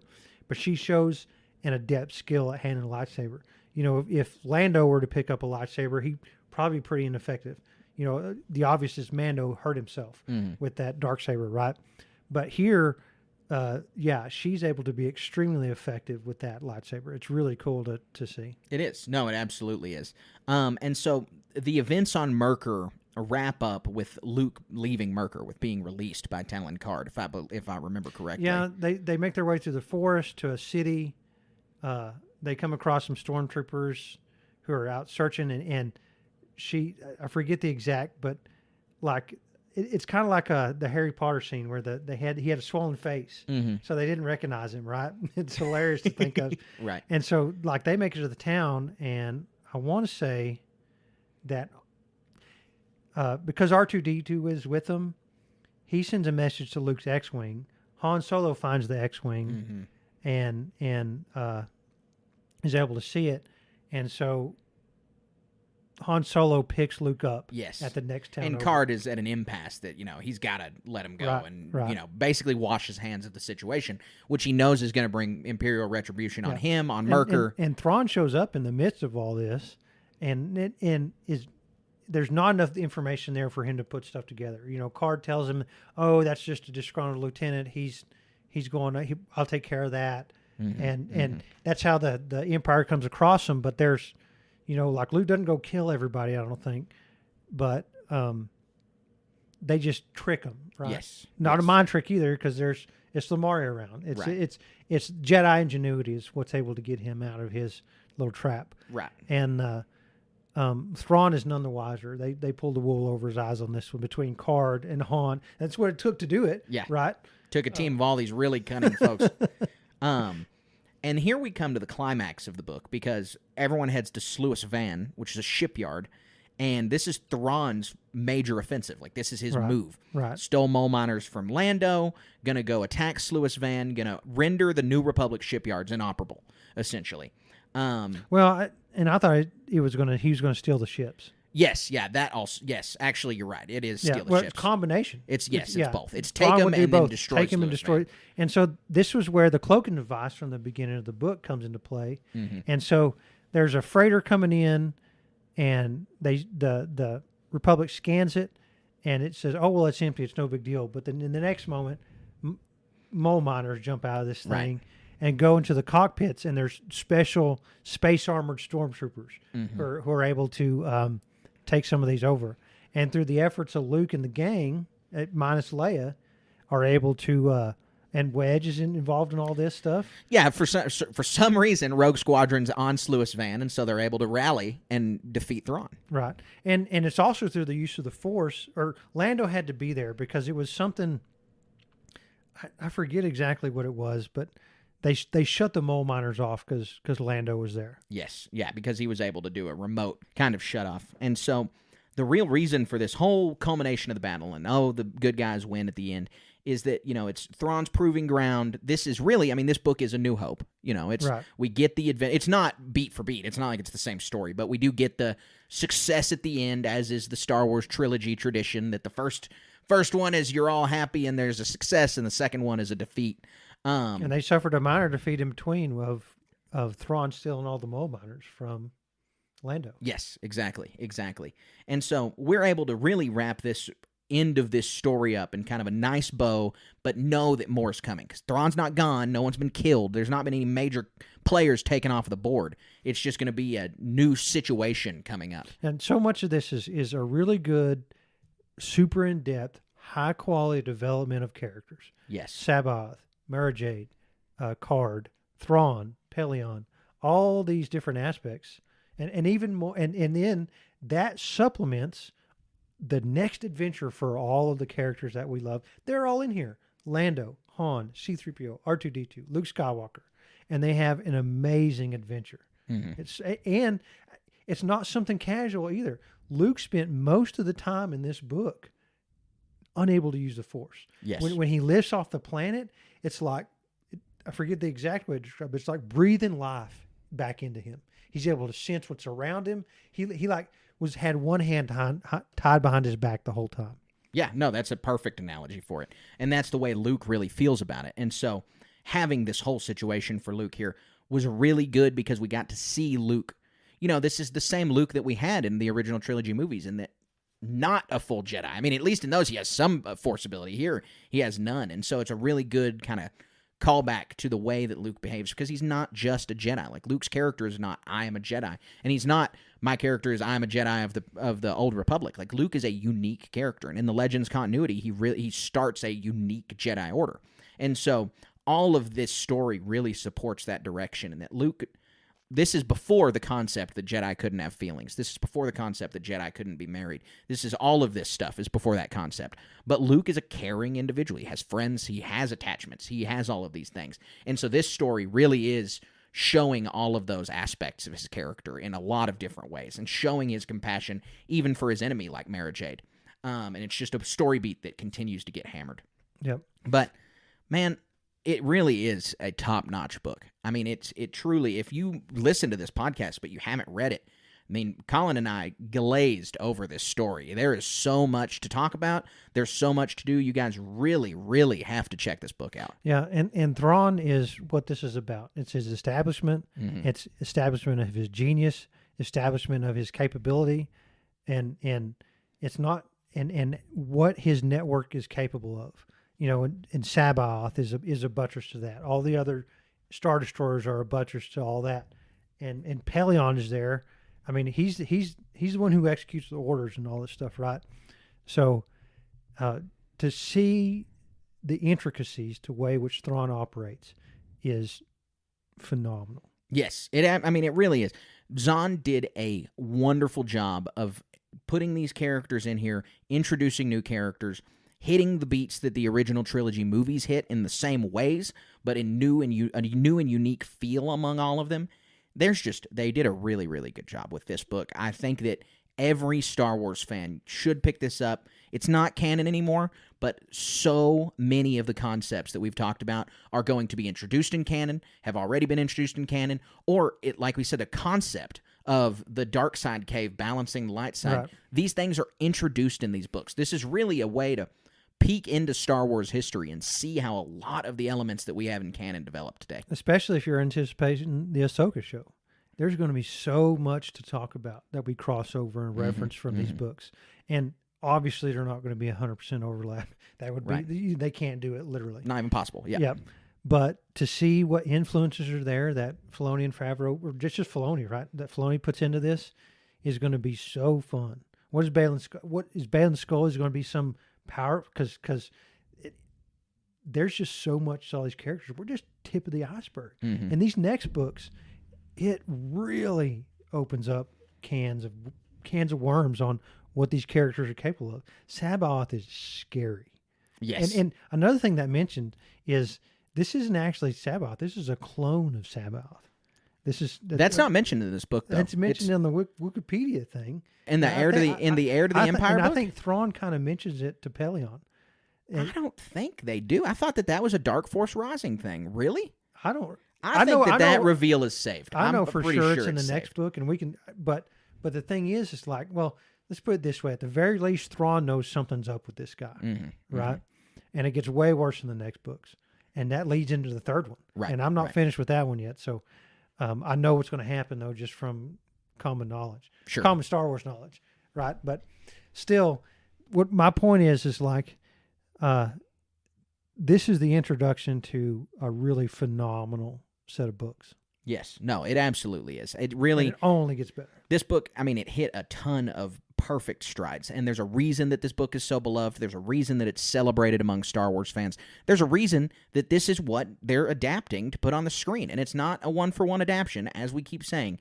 It's a wholly original story. I mean, we didn't mention Ahsoka here. She wasn't even a thought in anyone's head when these books were written, but just being able to see the same kinds of story beats, being able to see the same kinds of situations for these characters.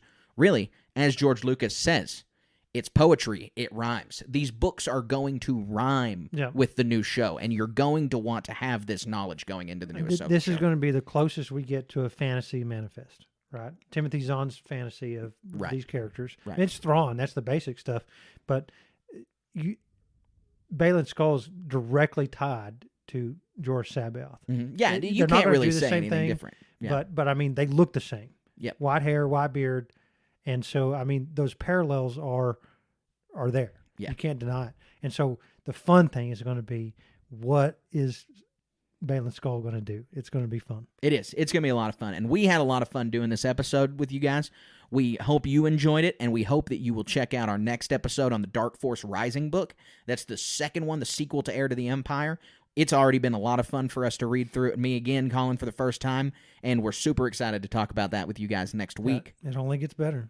For now, we are going to hop into our next segment, and this segment is a Patreon-powered segment.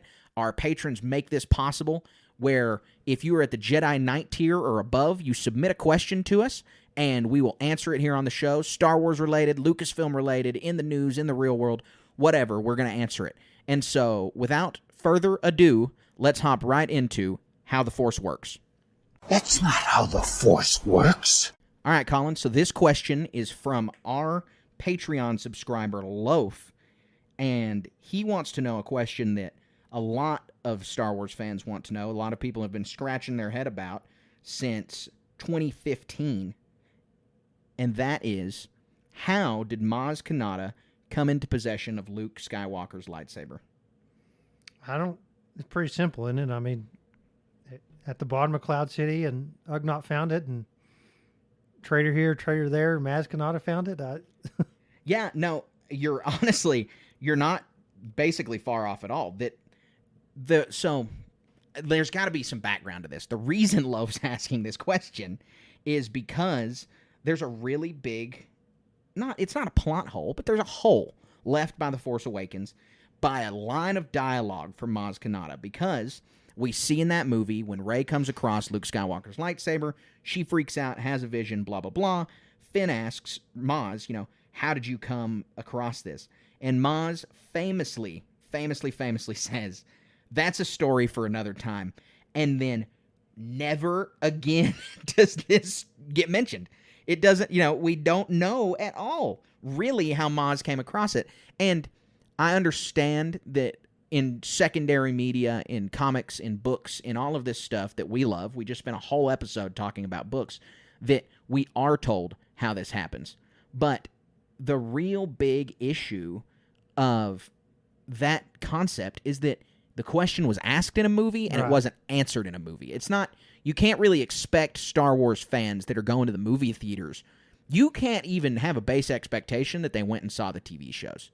You hope that they did, but everything, you got the movies at the top of the pyramid. I guess it's an inverted pyramid because it's the widest audience. Right. It's a funnel. You got the movies at the top. The most people are going to see those. And then you just scale it all the way down until like audio dramas or trading cards or something that is, the podcast. Yeah, listening to Star Wars podcasts. And so you get all the way down, and that's where you finally have it. And so when you ask a question in a movie, people really need the answer in the movie. Yeah, this was a real huge sticking point, and it's like it's an unclosed question that has never been answered if you're just watching movies. And it's a big deal, but I mean, so what medium was this answered in? A comic book or? It really hasn't been. It's the answer that the answer to the question is we don't know. The answer to the question is that it was found on Bespin and it eventually wound up in Maz's hands. Yeah. And so we still haven't gotten that story told. And so until we get that story told, it's as good as anyone's guess. I mean, what you said, an Ugnaught found it and yada, yada, yada. That is what happened. I mean, there could be some exciting adventure that I'm sure they're going to tell one day, but we don't have that. If you watch the short in the latest Vision Season 2, I Am Your Mother, in the background you can catch Luke Skywalker's lightsaber and hand for sale, and Maz Kanata's hand reaches into the screen and steals it away. That's hilarious. It looks really good. It's funny. But yeah, I mean, and look, they were even able to make a joke playing on that in Visions, in a Star Wars product. They realized that it was a mistake to not answer that question. Yep. And I don't know how that really slipped through the Last Jedi and The Rise of Skywalker, but it did. And so this is where we are with it. And it's not a big problem, but the short answer, Loaf, is we don't really know. She just got it. Yep. She just somehow got it. We want the question answered. Yeah, we wish we could give you some more information, but we do appreciate the question because I know all of our listeners are curious, as every Star Wars fan is curious. Yep. This is one of the great mysteries of Star Wars. You have you have all these things that nobody knows, like, oh, what is Yoda's species, yada, yada. Well, then somewhere way down the list is, how did Maz get Luke's lightsaber? Yep. Another one in the same vein, and we know this, there is a canon explanation, is how did Palpatine return? right? Sure, right. And it's a silly answer, I think, but he's able to transfer his consciousness through the Force. Which is something that also happened in the Legends continuity. Yeah. This is a... Well, I mean, it's fine, but it's like kind of a stretch, I guess. I disagree. But we're not going to hash out the Rise of Skywalker on this podcast right now. But Loaf, we do really appreciate your question. If you're listening to this and you want to ask us a question, head on over to patreon.com/Star Wars Station and go sign up at the Jedi Knight tier or above, and we'd love to answer your question on here. Yep. Thank you for asking the question. All right, Colin. So we're going to roll into the next segment that we have, and that is the HoloNet news. You made the HoloNet. All right, Colin. We got a few very exciting stories to talk about today. And there's a lot going on. Most of it is TV news, and so we're gonna hop into the TV news first. I talked about it in the intro. We got a date for Ahsoka, and we've got a teaser trailer. Teaser trailer is mostly reused footage, except as you mentioned, there is the scene of Sabine wielding Ezra's lightsaber versus Shin Hati, Baylan Skoll's Padawan, and then the date for Ahsoka to drop is August 23rd. Yeah, so that's going to be tons of fun, isn't it? I watched that trailer this afternoon. It gave me chills to see those lightsabers ignited. I know, and to see them clash, and we know they're on Lothal, Right. and so this is just, I mean, it's got my gears turning. We also had that new exclusive Inquisitor image released. Yeah, so what's an Inquisitor doing around this time period? Man, there's so many questions. It's what's the Inquisitor doing? Who's under the mask? And there's a lot of interesting answers. There's the one that I am not rooting for, but a little small kernel of me wants because it'd be so funny, is, everyone's got these theories. Inquisitor is Starkiller. Inquisitor is Mara Jade. Inquisitor is Barriss Offee. But the one Inquisitor theory I've seen that I think would just be the funniest is on Malachor in Rebels, because it's nearly an identical look to that Inquisitor, and I can't remember what his name is. I'll have to look that up. But on Malachor, the Inquisitor is facing Ahsoka, and she kills him, and he's only in that episode. He's only in in the cartoon, the animated. Yeah, in Rebels. Yeah, the animated. Well, what about the one with? Oh, you're talking about the one in Tales of the Jedi. Yeah, she dispatches him pretty easy too. Yeah, she does kill him quickly. And in the Ahsoka novel, which is the same one, it's also the same thing. Super easy to dispatch that so one. I kind of feel sorry for this Inquisitor. If Ahsoka comes across him, he doesn't have his shelf life is real limited. Ahsoka is totally. I mean, she's absolutely the most Inquisitor killing person out there. I mean, she is super easy. She's really, really ready to dispatch. You think they these get guys. the message? This guy's hanging around this long after the Empire's fallen. Yeah. So I'm going to say he has some sort of association with Thrawn. Yeah, you think so? Okay, that's a good guess. It is a good guess because I don't know. I'm really at a loss for the Inquisitor. I kind of have theories around Baylan Skoll and Shin Hati and all of those folks. The one that does have the question mark is, why is there an Inquisitor? And we see the Inquisitor in multiple places, so we know that that's not an enemy that's going to die on the first fight, because the exclusive image in Empire magazine is of the Inquisitor on like a planet that looks like Sleepy Hollow, basically. Right, I mean, it's a bunch of old trees, it's dark, and then there's a bunch of leaves on the ground. And then in the original Ahsoka trailer, that same Inquisitor is on a more industrial, factory-looking world. Right. And so they show up multiple times.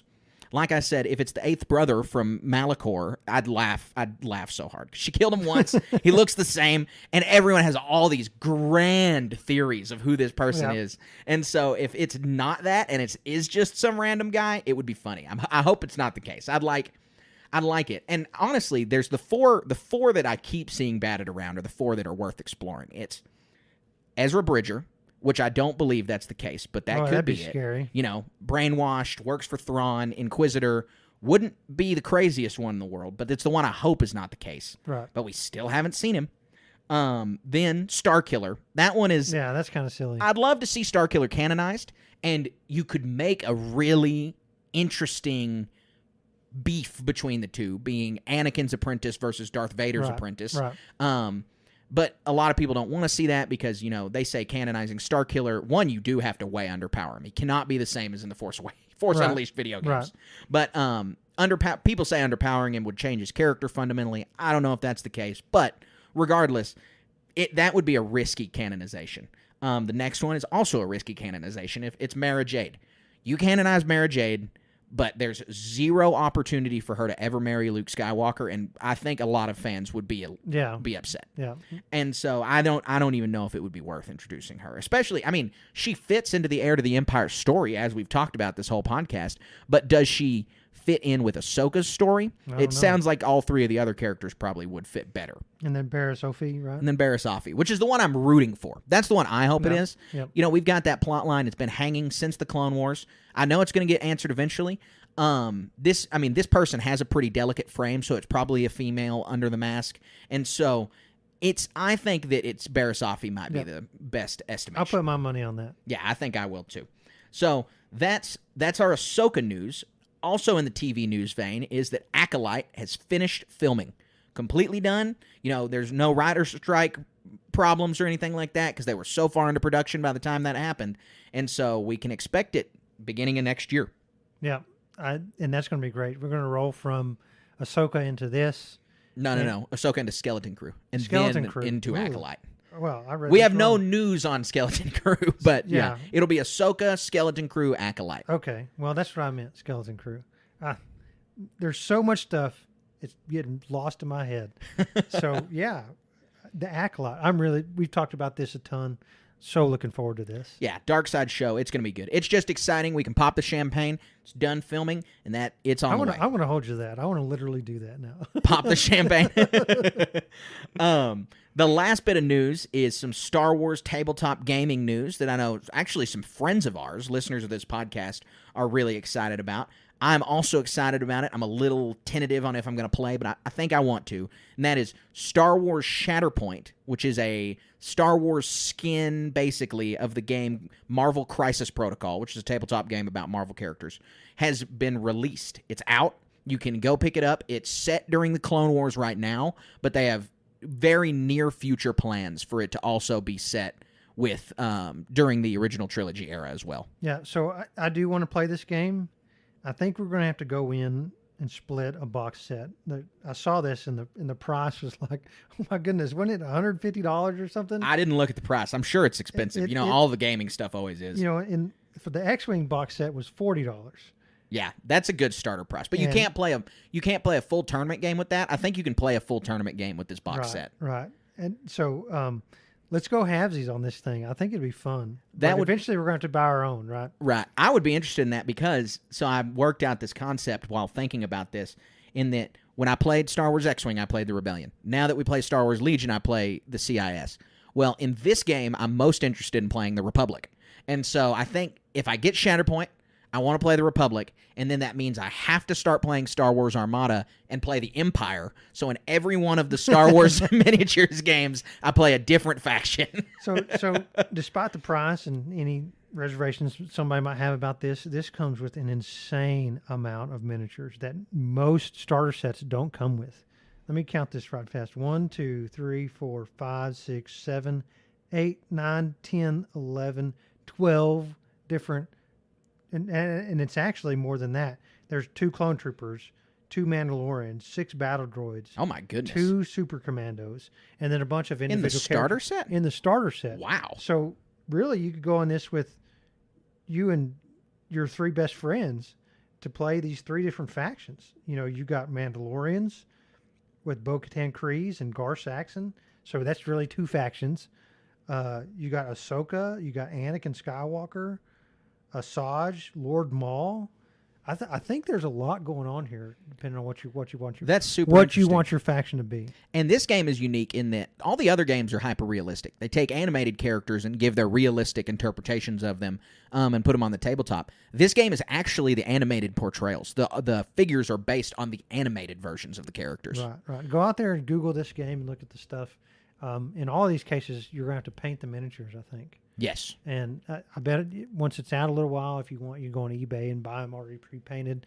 They're going to be twice the money, so get ready. But usually it's worth it. But that aside, learn how to paint these things. And beyond that, what's really fun is maybe you don't like Bo-Katan wearing blue. You can put her in just straight black or white or red. or paint her like Sabine. I think that'd be really cool. That'd be cool. You know, the other thing I'll say about this game, if you're listening to this and you're kind of on the fence about playing it, well, there's an avid Star Wars tabletop gamer out there who has been playing Legion for years and has been hyping this game up a lot, and he's super excited to play it. And that is Sam Witwer, the voice of Darth Maul. That's awesome. He's a huge miniature gamer, and he loves the Star Wars miniatures games for obvious reasons. And so he has been hyping up Shatterpoint. He's also been hyping up all the Legion expansions. I think he plays Rebellion. I'm not sure, but I always see him hyping up the Rebellion expansion packs, which, I don't know, I would have thought he played Shadow Collective or the Separatists so he could play himself. But regardless, Sam Witwer loves it, so you should too. And that's my plug for Star Wars Shatterpoint. Any of these tabletop games, like a Legion is going to take a while to play. The draw for these smaller games is you use less components and they play faster. Right. So you get to enjoy the fun of your Star Wars characters in a fun and quick fashion. Yeah, I mean, I do have to say, especially among our group, because we're pretty new to Legion, and so we're still, working through the rules, and we're also always just sitting around talking and drinking while we're playing, and so our Legion games can last 4 hours. And so it might be a little daunting for someone to say, oh, yeah, I'm going to play Legion and then spend my entire day doing it. So Shatterpoint, you could get in 2 or 3 games in the amount of time that we get in one Legion game. So it is worth checking out. It's always fun to explore these new rule sets. Yeah, it is. And I've heard great things about Marvel Crisis Protocol. And again, this is basically just a reskin of that game. Yep. And so people really, really love, people who play that game love it. And so I'm excited to get to see this new skin on this Star Wars game. Yep.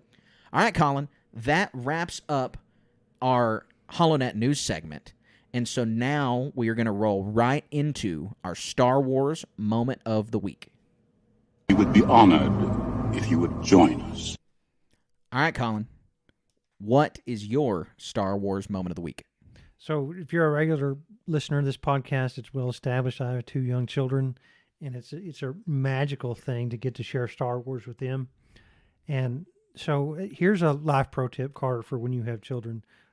I don't wear them, but children, it's fun to put them in Crocs. They don't have to worry about socks. They can get dirty. You can just spray them off.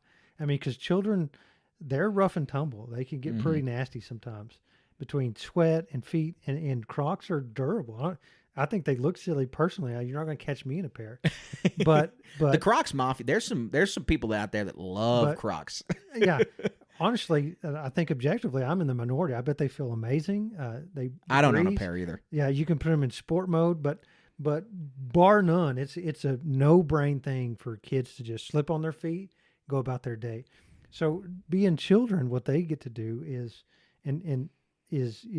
add charms to it. Have you seen this where people add different charms to their, and it's whatever you can think of, whatever's hip during the day, but yeah, it's a symbol you pop into the holes, it's right? just a little thing, whatever. Think of anything like you buy a pair of headphones and a little headphone charm, and so this is a really cool little item that you can buy. You can buy just bags of them, like a grab bag of different ones, to save some money from having to buy the more expensive name brand ones. So my son got a Darth Maul charm, and this thing looks cool. I can send it to you if you want to post it to the Instagram. Yeah. So people can see what we're saying. But and this is going to be another failure on my part, is my son got this and went to go put it on his Crocs, and my daughter exclaims, "You can't put it on there. That's a demon." I mean, and if you look at this picture, this is a really good depiction of Darth Maul, or Lord Maul, however you want to put it. Oh yeah, that is a good depiction it's that of Darth Maul. Looking down his nose type thing. Yeah.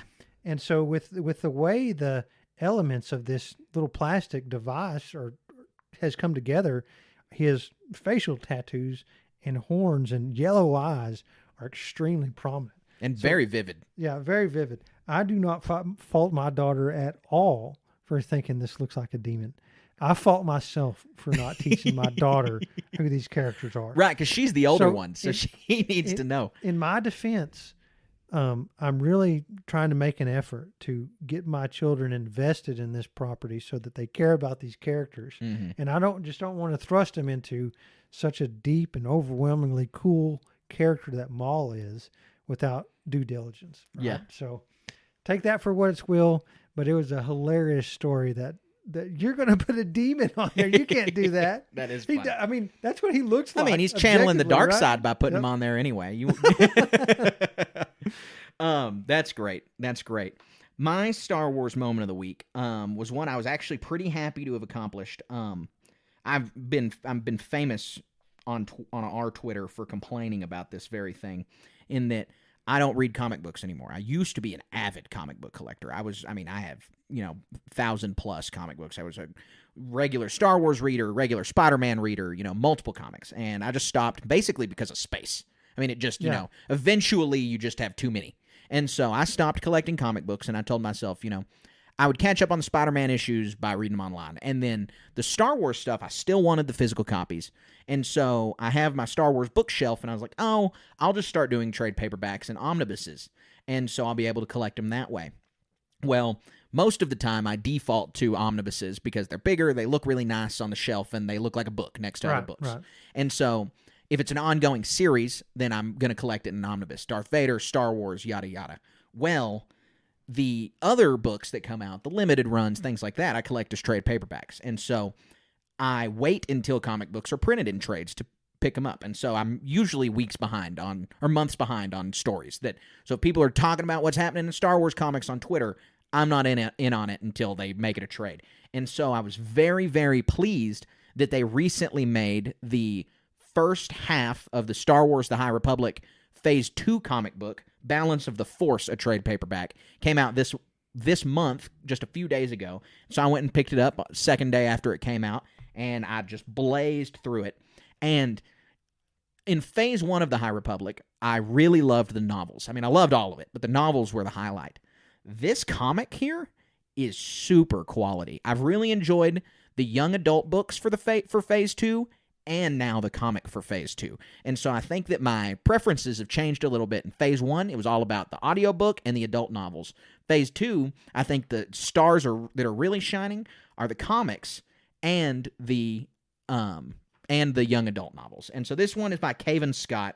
He writes, just bukus of Star Wars comic books. He writes all kinds of Star Wars comics, and it's been really, really good so far. I'm very, very pleased with it. That's awesome. I want to borrow that from you at some point. Yeah, you'll have to check it out. I mean, it's just, the time period just makes for such interesting storytelling, but I've harped on the High Republic on this podcast, basically every episode, so I won't spend too long on it.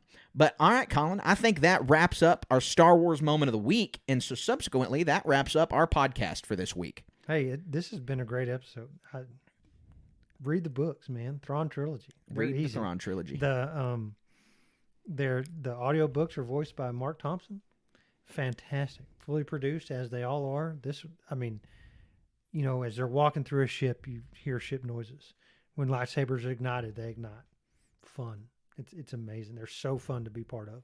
Yeah, absolutely. I couldn't agree more. Be sure to tune in over the next 2 weeks as we complete this trilogy of books. We are really excited to be bringing them to you guys. It's been a fun read so far.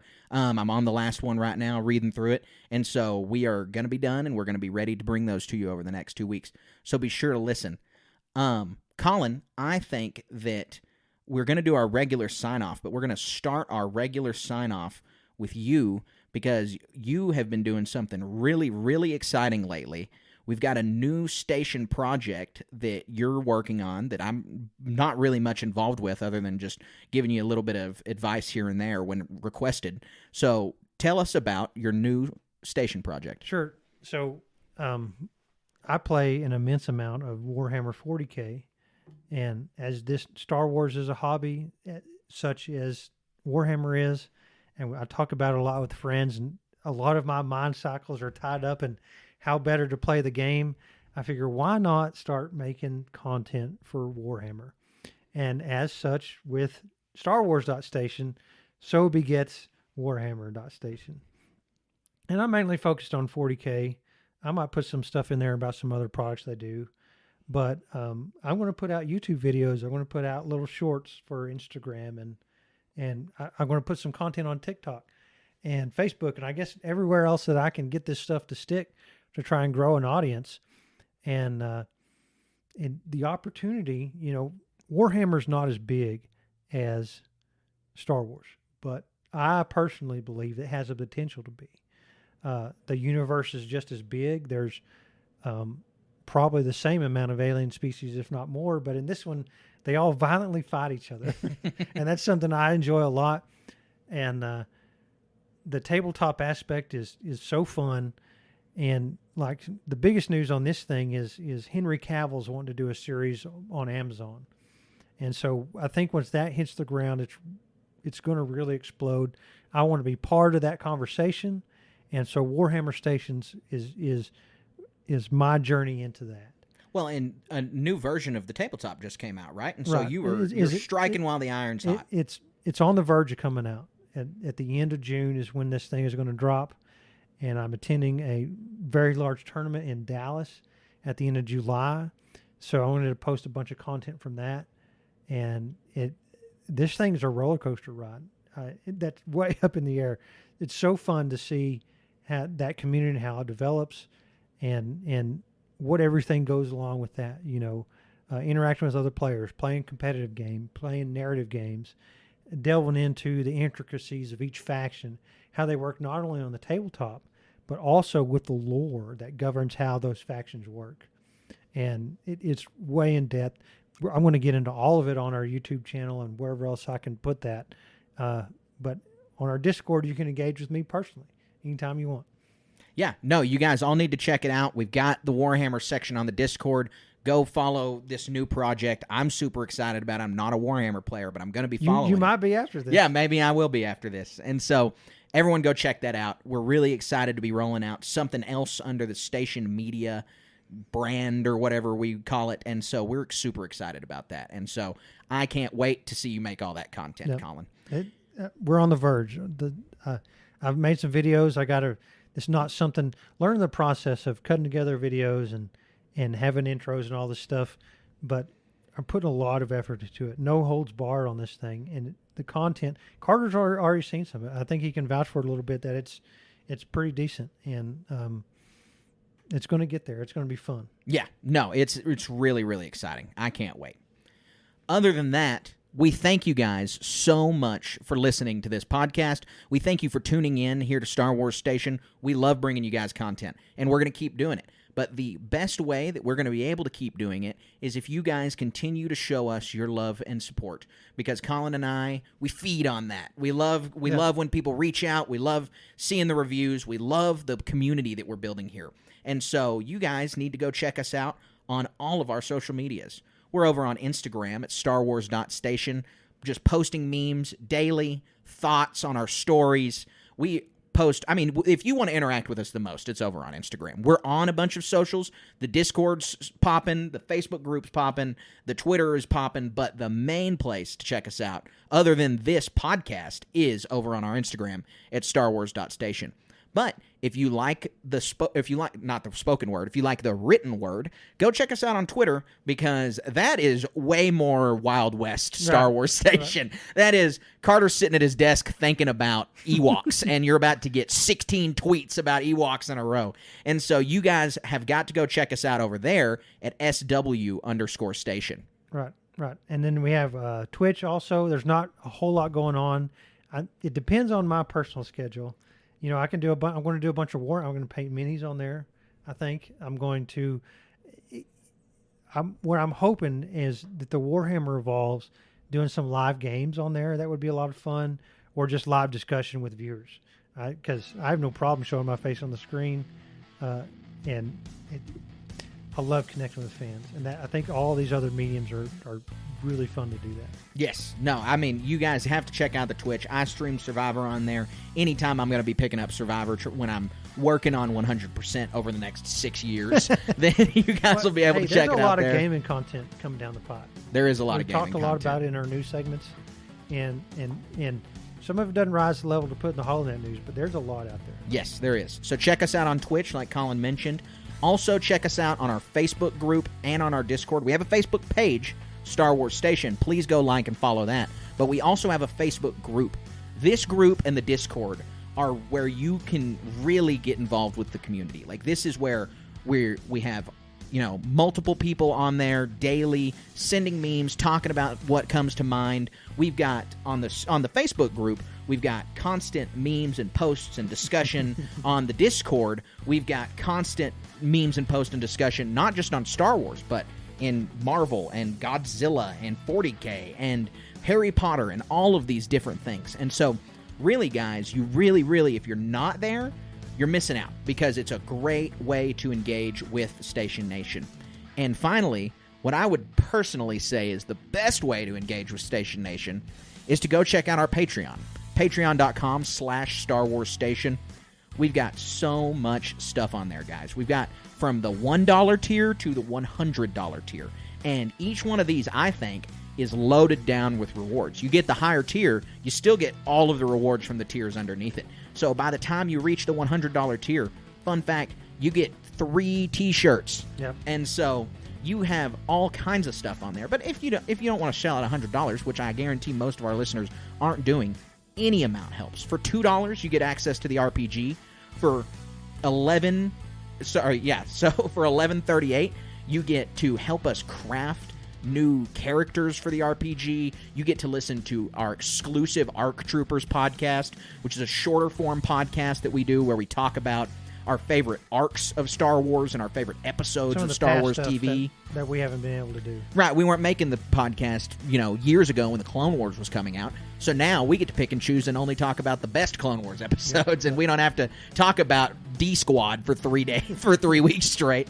And so you guys really need to head over to our Patreon and check it out. Patreon.com/Star Wars Station. Other than that, guys, honestly, the number one thing you can do as a listener of this podcast to help us out the most is to go to Apple, go to Spotify, go to YouTube. You leave a like and a comment on YouTube. You leave a 5-star review with written word on Apple. Tell us why you love the show. Tell us what you love about it. Or leave us a 5-star review on Spotify, because these help us continue to grow this podcast and continue to move the algorithm forward. And look, guys, with the growth that we get off of these reviews, we are going to be able to continue to give you guys more and more content the more we grow. And we've grown a lot over the last year, and we want to keep doing that. And it is not possible without your support. Yep. Thank you so much for the support that's already out there. It's amazing. Yes, it absolutely is. We have been growing on every level. It's kind of uncanny. It is. It's really awesome. We are so grateful. We are so blessed. We appreciate everyone who engages with us all the time on all of these platforms that we mentioned, and we hope that you're really enjoying our content. So please keep listening to Star Wars Station. We hope you enjoyed this episode, and until next time, stay wizard.